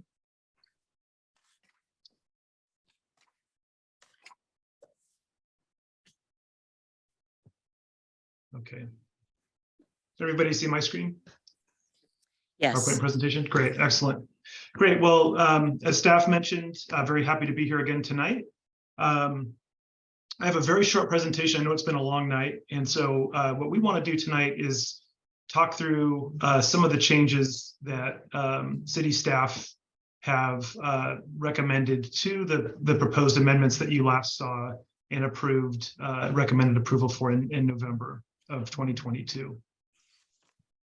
So just a reminder of a lot of you have been through this from start to back in November when we had our last meeting. So just a quick summary of how we got to this point tonight. Back in 2017, the city adopted the downtown revitalization plan. And that plan set a lot of direction for improvements, land use, circulation, transportation, and otherwise throughout the downtown area. One of the key recommendations from that plan was to eventually make some revisions to the zoning code, specifically the C2 zoning district. And then in addition, adding a new overlay district for the downtown core, so along Portland Avenue. So fast forward to last year, spring of 2022, the city hired myself and MIG to take a look at what those amendments would look like for the zoning code. So we worked over the course of last year. We had a community open house in June of 2022 to hear from the community about what they would like to see and some of the potential changes with the zoning code updates. And then we reported back to this group, to the Planning Commission in July of 2022, and had a work session to talk through the proposed draft of the two zoning districts, as well as some additional questions we had of the Planning Commission.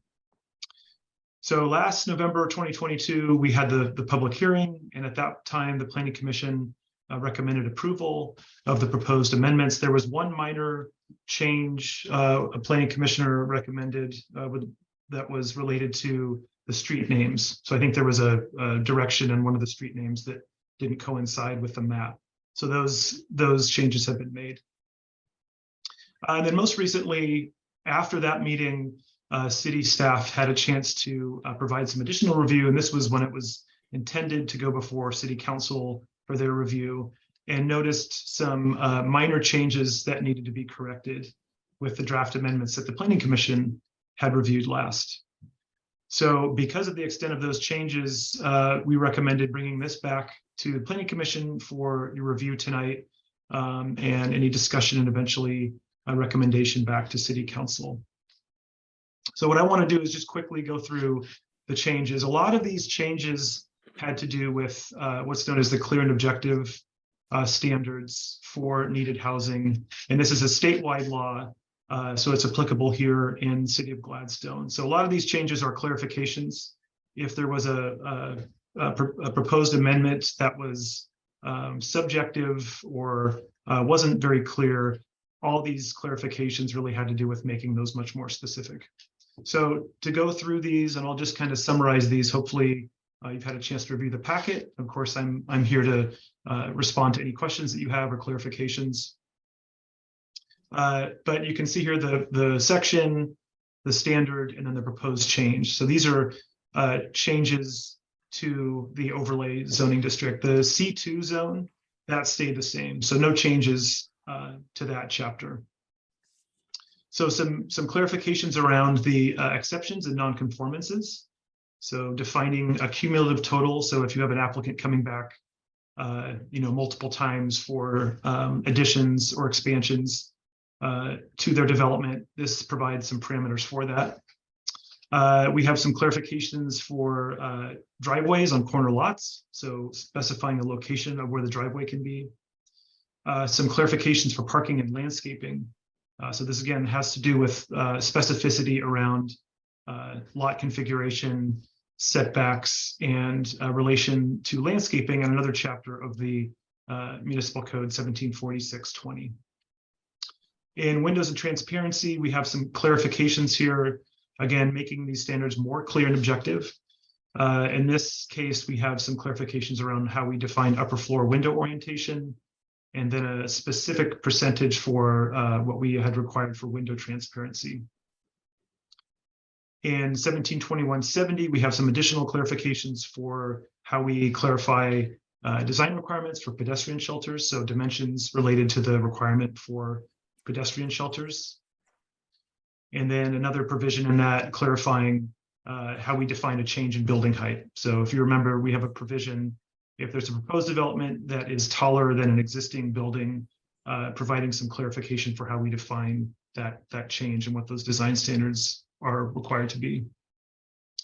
And then this is the last slide. A couple of other clarifications for the building design section. Some clarification around maximum size, clearances, building code requirements, again, related to the requirement for decks and balconies.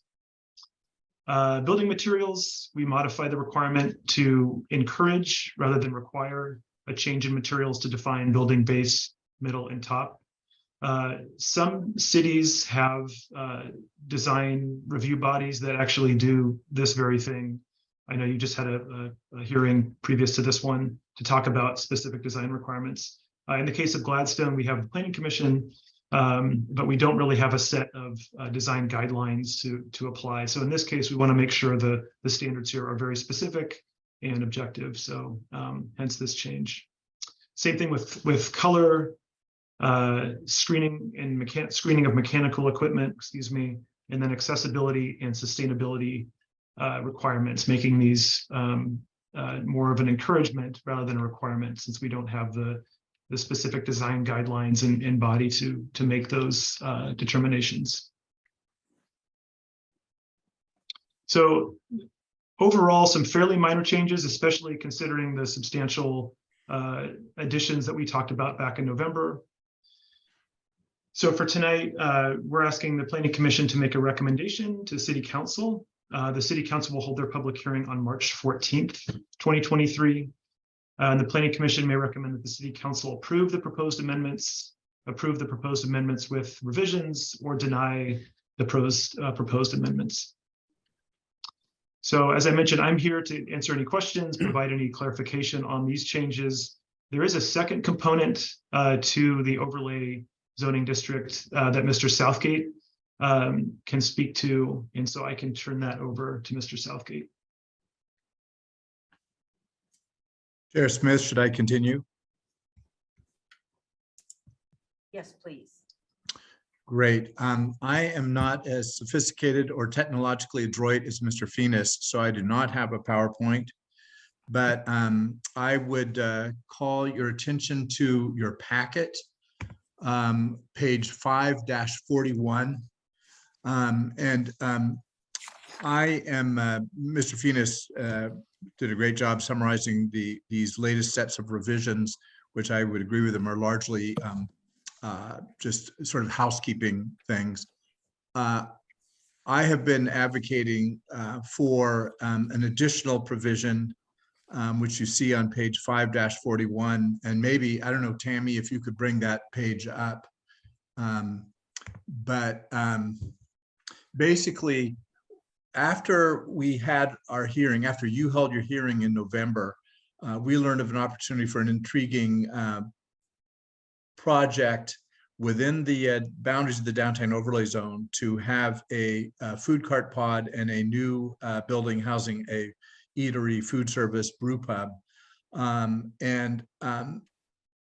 That kind of gave us an opportunity to consider, thank you, Tammy, or Heather, whoever put that up, to look at allowing an exception to the building orientation requirements. And I would hasten to say, I'm generally very supportive of the building orientation requirement. What we have done, I have actually drafted language you see there about middle of the page. Exception A under building orientation would allow for, generally buildings have to be up close to the street, but they can be pulled back from the street for specific uses. Food carts, which are now proposed to be an allowed use within the overlay zone, as well as plazas, water features, or public art. In other words, things that help to build a stronger pedestrian quality to our downtown, but without having a building with ground floor shops right along the sidewalk. So the proposal is that exception to the building orientation requirement. Stemming from that, there's a couple of subordinate exceptions. The corner building entrance requirement, just the next red highlighted section on that same page. Obviously, it wouldn't make sense when a building is pulled back 50 feet or more from the corner. So requiring a building entrance where there's no building, of course, wouldn't make sense.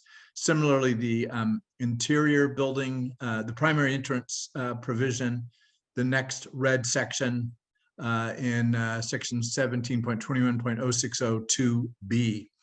Those all hang together. And then if you go down a couple pages further to, let's see, I think, Tammy, it'd be 3 pages further.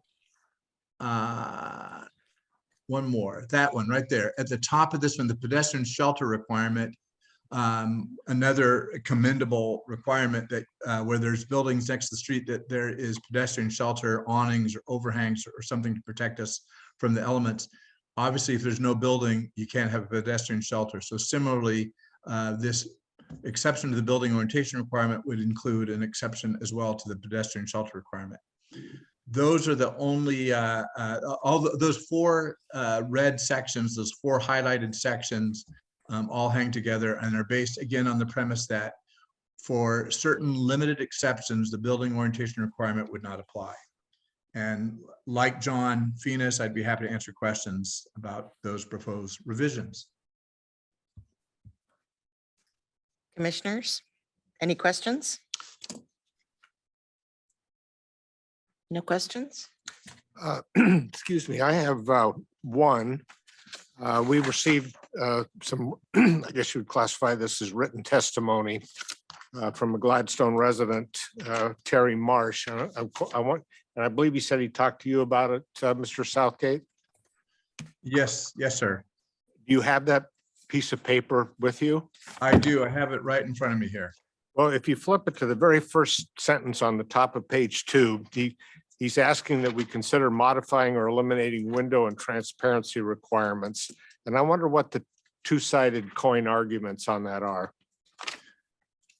Let me first of all ask, I don't see Mr. Marsh on the call. He was hoping he might be able to join us. He's been out of the state and he was traveling tonight, although the weather, so I don't think he's here, but he's perhaps not here. give an opportunity for him to jump in if he is. He is not online and he is not present. Okay. Yes, I think that his concern was, well, I don't have that section. Actually, Tammy, could you put that proposed 17.21.0702B? I'm going back and forth between the code and then his letter. If you could put that one in front of us. I think, John, maybe you know that, I think that has to do with the alignment of upper story windows with ground floor storefront windows. I believe that was his concern. Sorry to have to scramble here. Upper floor window orientation has to align in its width with lower floor windows. I have not looked closely at this objection.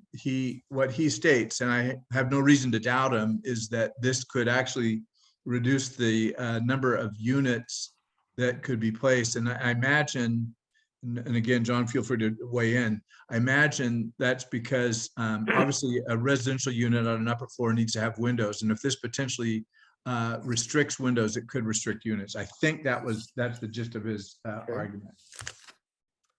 The other question I had is on the bottom of the preceding page, to consider the elimination of a 15-foot ceiling minimum on first floor requirements. Yes, that one I am more familiar with. We discussed that in more detail. His position is that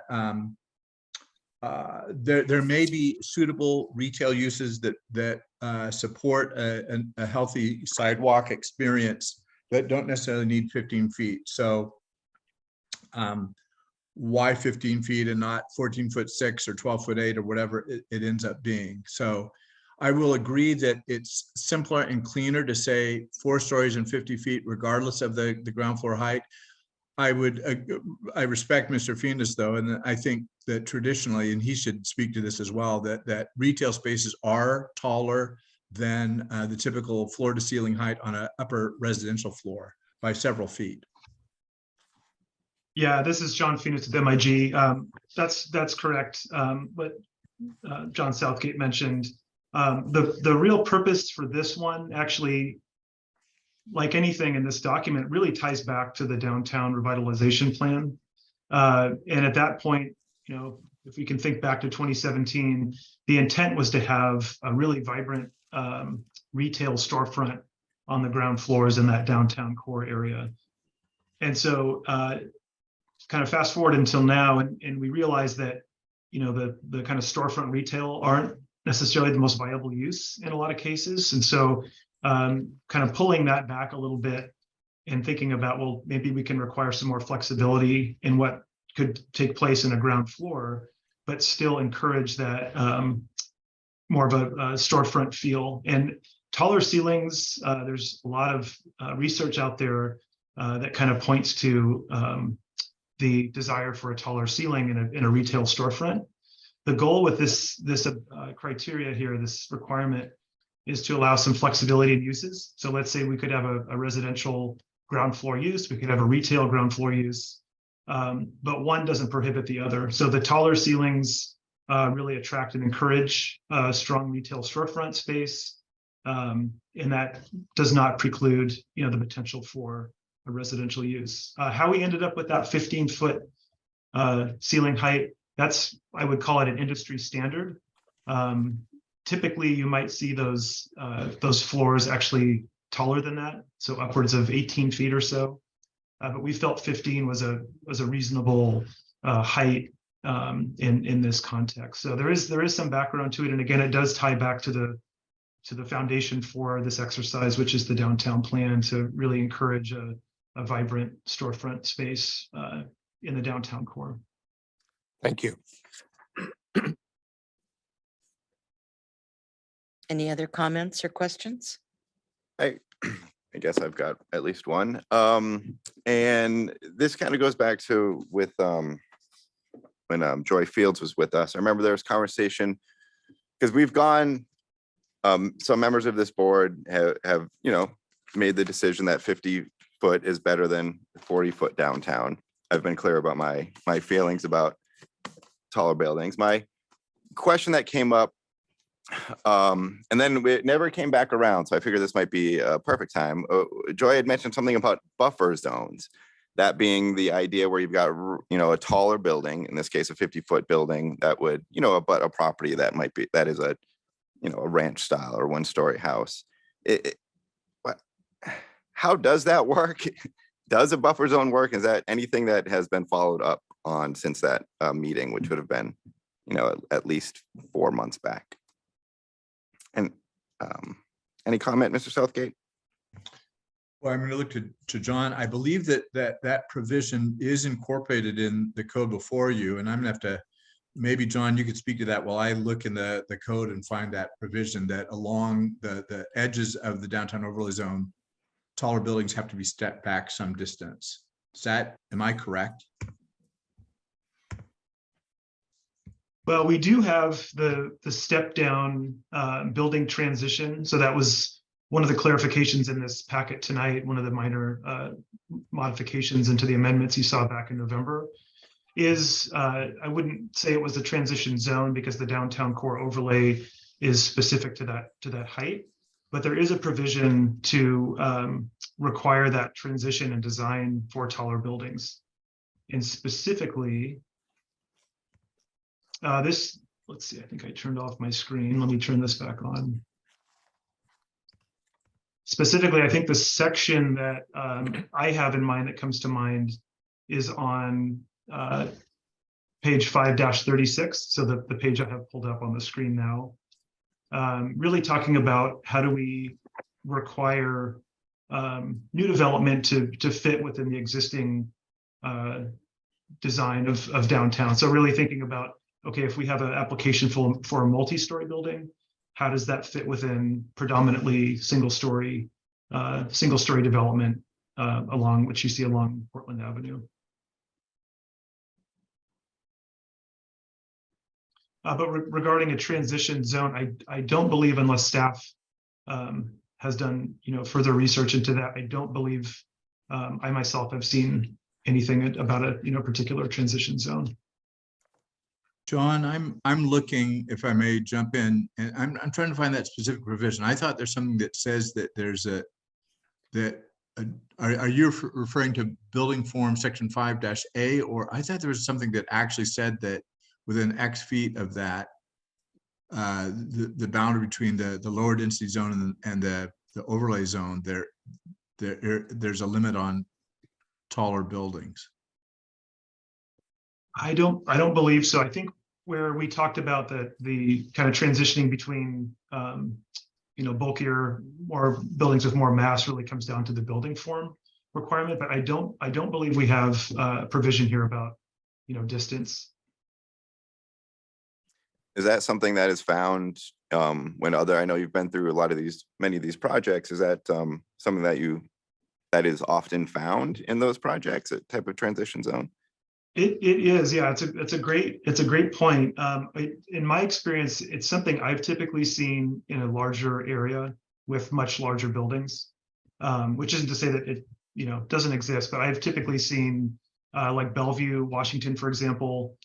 They have some fairly tall buildings in their downtown core, and they have a specific zone that's a transition zone. So much more detail around, building form, height transitions, uses in particular.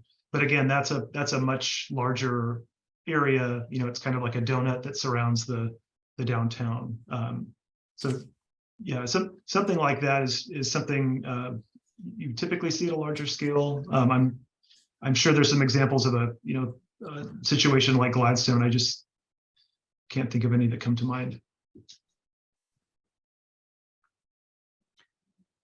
And we still have the same parking dilemma in that we cannot require any parking minimums due to being within a half mile to 99, the transit route, correct? That's right. The CFAC Climate Friendly and Equitable Communities legislation took effect on January 1st. So we're limiting the amount of parking that's required on the site, and there's no minimum for on-street parking. And we want to have a vibrant commercial area where we have more people living and parking their cars. Yeah, that is correct. You stated it correctly. It doesn't eliminate parking. It means that there's no parking requirement. I will say, and I know I'll repeat myself from the prior hearing that I know a number of jurisdictions like LeGrand and North Bend and Astoria that have no parking requirement. And I think that if we have the kind of development in Gladstone that we hope to see over time, there may be a need.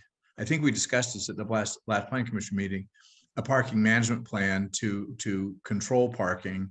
So limits on on-street parking, utilization by non-residents and all that kind of thing. I don't want to write that plan ad hoc right now. There are ways to manage parking so that it flows better than just the free market might create.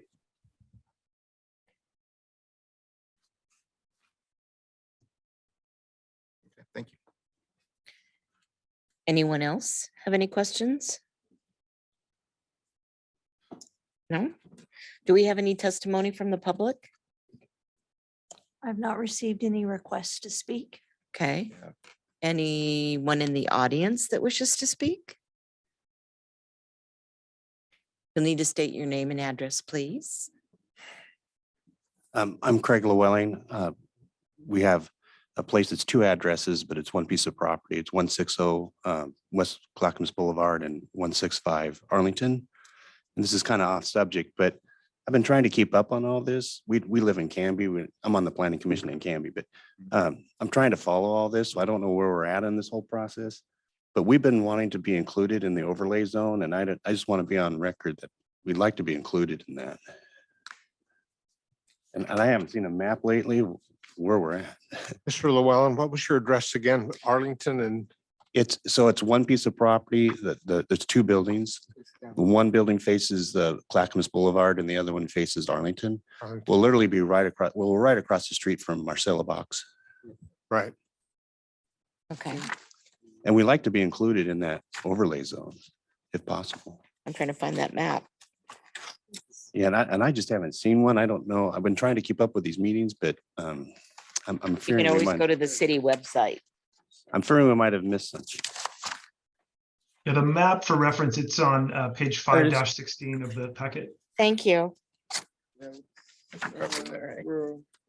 No, because there's Clackamas Boulevard right there. It cuts off at Arlington. Can we push that out to Clackamas Boulevard? That would be a question that Mr. Southgate would have to answer. And I think I've talked to Mr. Southgate on this. Yeah, I think it was according to last this year. map, it's like Arlington all the way up to Exeter Street and then back down. Mr. Southgate, could you respond to his question, please? Yeah, I'm glad the attorney's on the line. I don't, that would require some, I'd say some modest text changes and the map change. But that strikes me, and Mr. Finas, by all means, jump in. I know that there was a little bit of concern that if there's too much of an expansion to the area, that potentially has a traffic impact significance. But Mr. Llewellyn, if you're only talking about the block between Arlington and Clackamas Boulevard, between Portland, it seems like, actually, are you between Portland and Bellevue? No, we're on one building faces Clackamas Boulevard and the other one faces Arlington. We're back to back. So we're between Arlington Is it and, where is it the building where the attorneys are? no, we're down, Further? we're west of that, Okay, like 2 buildings. So there's, Okay. so there's the attorneys and then the apartments, right? right, And then there's that old thing, whatever it is, and then we're right next to that. okay. So We're the big garage. Okay, I know where it is now. Yeah. So is that the block, that's not between Bellevue and Portland and Arlington and Clackamas? It's further west of Bellevue? It would be east of Bellevue, I think. Yeah, it would be right on, I can see it right here. Okay, so it would include, I see. Yes, I was confusing myself. It is in the C2 zone, but it's not within the proposed downtown overlay zone. Mr. Finas, I'll put you on the spot. Do you know if that adding some or all of that full block between Portland and Bellevue and Arlington and Clackamas Boulevard would, It's like right here. would its inclusion bear on this potential traffic impact question? Or Yeah, that question, I don't know. Obviously, if we're, encompassing a larger area and allowing for larger growth or more, more employment, more housing, the assumption would be, yeah, if that were to build out over time, then of course that's going to have a greater traffic impact the larger it gets. I think I've got one kind of clarification and one question for Mr. Llewellyn. The clarification is, again, our foundation, going back to the downtown plan, it did a lot of the analysis at that time, looking at current uses, future desired uses, the existing conditions along Portland Avenue to define what that overlay district should be. So initially, I believe it was called out in the plan, not too different than what we have it now. If you recall at the work session and the public hearing in November, we extended it further to the east and west, so off of Portland Avenue to encompass the entire width of that C2 zoning district. But at the time, we maintained that north-south boundary. So that's just more for the historic perspective of where that came from. But I'm curious, Mr. Llewellyn, question for you: is there a particular portion of the overlay district that is of interest to your future plans? I'm just kind of curious, if there's a specific component of that overlay district that seems appealing to you. Yeah, we've got a great spot for some sort of a small business. We're not sure yet, but the parking issue is a problem for us. We wouldn't be able to offer, I think right now it requires 5 parking spaces. I don't know how we do that. That was my understanding last year when we were meeting with you. Somehow I missed the fall meetings. I don't know how, but my understanding, Mr. Finas, is that the CFAC would bear on this property as much as the rest of the corridor, so that the parking requirements here there would no longer be parking requirements as long as it's within that proximity of McLaughlin Boulevard, which I can't imagine it's not. What I would suggest, and yes, Mr. Llewellyn, we have talked at least once, maybe a couple times. I thought we had, yeah. My suggestion is we have a city council meeting in a month, well, 3 weeks. And, you know, if the planning commission, not to presume on you, but if you're inclined to support Mr. Llewellyn's request, I think that we could do a quick determination of the effect of the CFAC rules regarding parking. If that's the only real issue, that issue, Mr. Llewellyn, may go away for you, may have gone away from you as of January. Okay, okay. If there are other things, I don't know if the planning commission wants to kind of give a sense to the commission that you're supportive of his desire to develop his property or something like that. And if we could determine that the C2 zone would allow you to do what you anticipate wanting to do, maybe the problem goes away. So I think we could determine that pretty quickly. And I don't see any other, I mean, the building's already there, it's just remodeling the inside. I don't plan on tearing anything down or building anything like that, but the existing dwelling, is there anything else I need to worry about? I think if we have a week or so to confirm this parking thing, we could also look at, here's what you're allowed with the existing C2 zone with that CFAC related change for parking. And meanwhile, here are other provisions. If, for instance, you wanted to have a mobile home food cart, I think, Mr. Phoenix, that would have to be within the downtown overlay zone as an example. But I think most of the things that you might want to do with your property would be allowed under the existing C2 zone. We could certainly confirm that. If I want to do it, so it's just a great piece of property. We could change, we could make a big glass garage door and open it up. And then the parking, driveway now could be outdoor seating. Is that permissible the way it is now? That sounds like a great idea for your property. I'd love to meet at your property and look at it and then We have visions. Yeah. Yeah. No, I'm a novice at this. It sounds like the two of you perhaps should meet and see what you can do moving forward.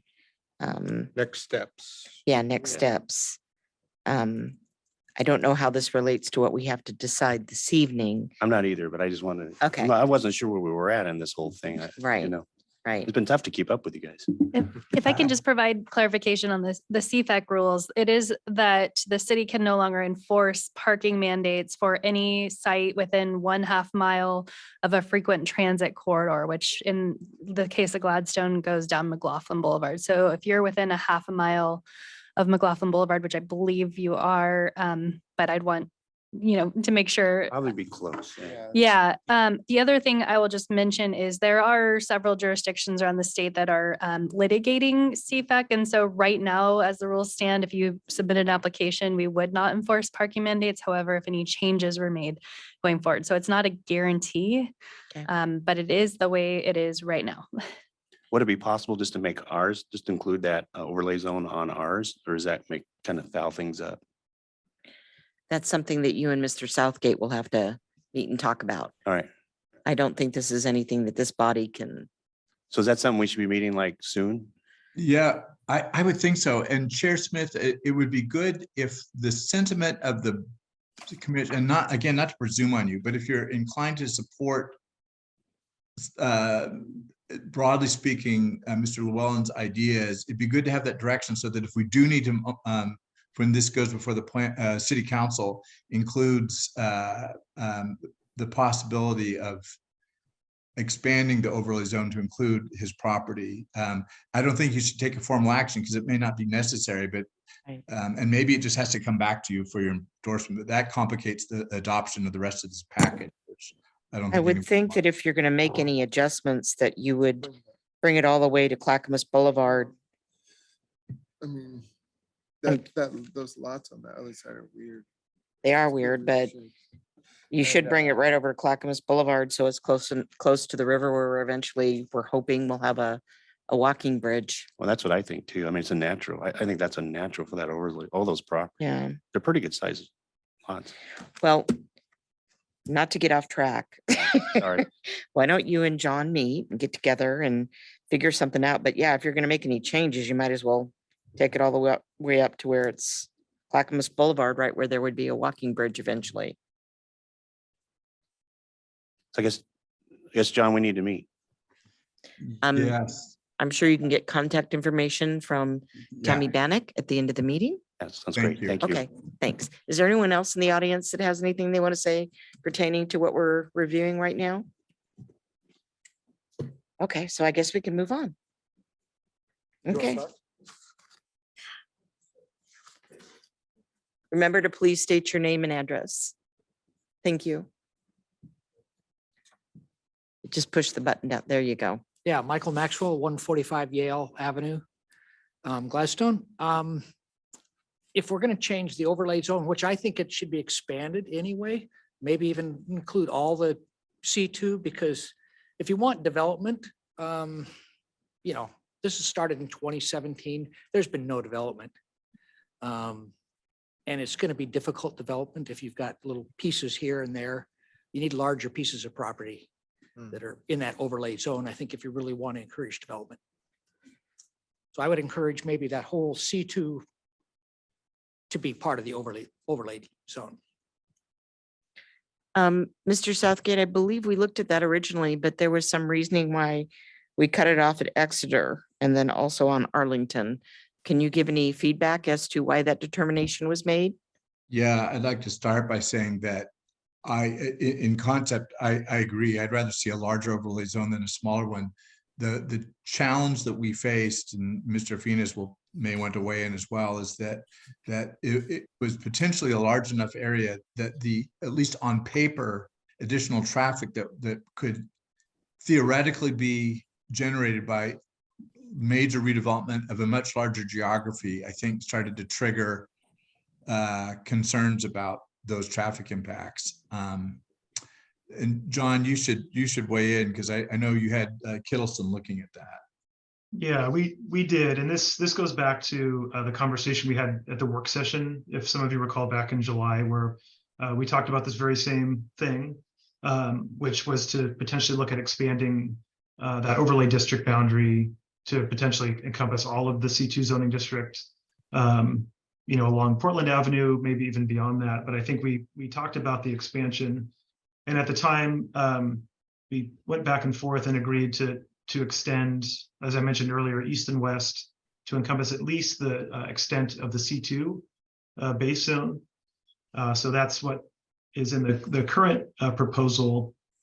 And getting to Mr. Southgate's point, the goal, again, I know conditions have changed since 2017, but the goal was really to follow along with a lot of the planning and analysis that was done at that time to consider how do we keep this compact. And the goal was really to do just that, to look at a relatively compact area where we want to direct a lot of this more dense growth, employment, housing, 5-story buildings.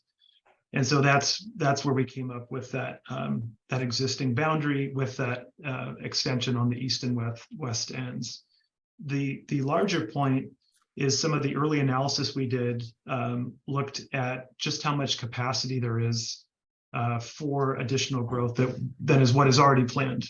So the existing zoning that Gladstone currently has, if we're going to change that and add potentially more housing, more employment, there's a possibility that the transportation network that the city has planned out might not be able to accommodate that growth.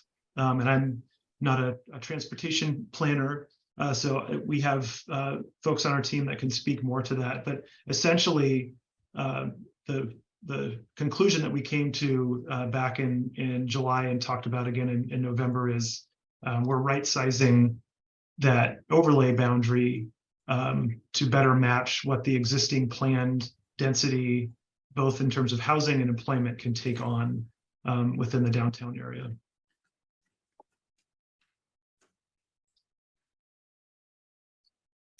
Okay, if there's no further testimony, I would like to ask Heather if she has a recap and a recommendation. The recommendation remains to recommend approval to the city council with the changes proposed this evening. I think, what I'm hearing about changing any boundaries is there's going to be some conversations between now and city council.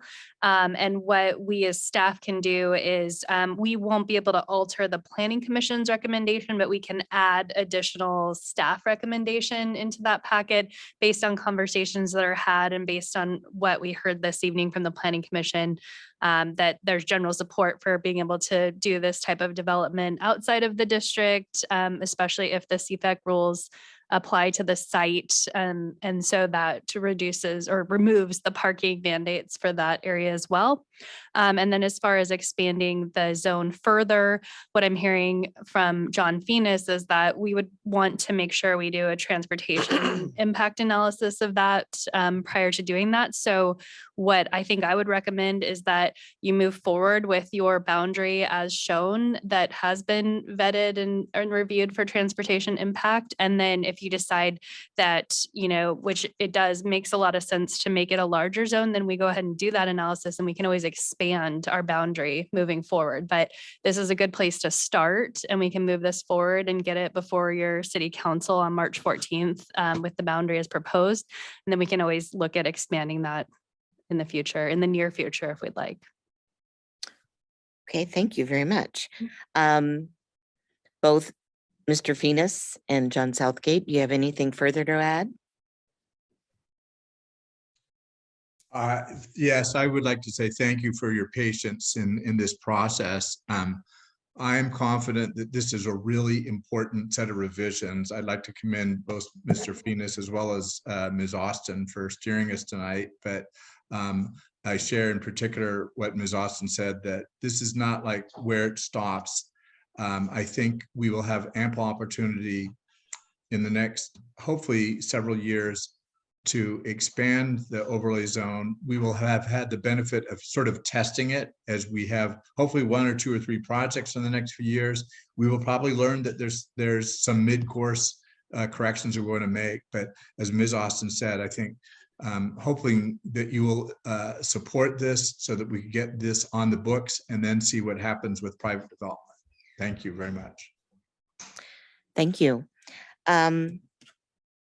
I would entertain a motion to close the public hearing. So moved. I'll second. Okay, motion was made by Commissioner Smith and seconded by Commissioner Langston. Roll call vote, please, Tammy. Commissioner Volbada, Yes. Commissioner Weiss. Yes. Commissioner Langston, Yes. Commissioner Labonte, Yes. Commissioner Pat Smith, Yes. Commissioner Mercero, yes, Chair Smith.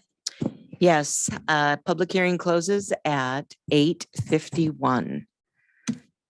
Okay, any discussion? Well, this is Commissioner Weiss. Will there be any notification to anyone in the adjacent areas ahead of the review at the city council?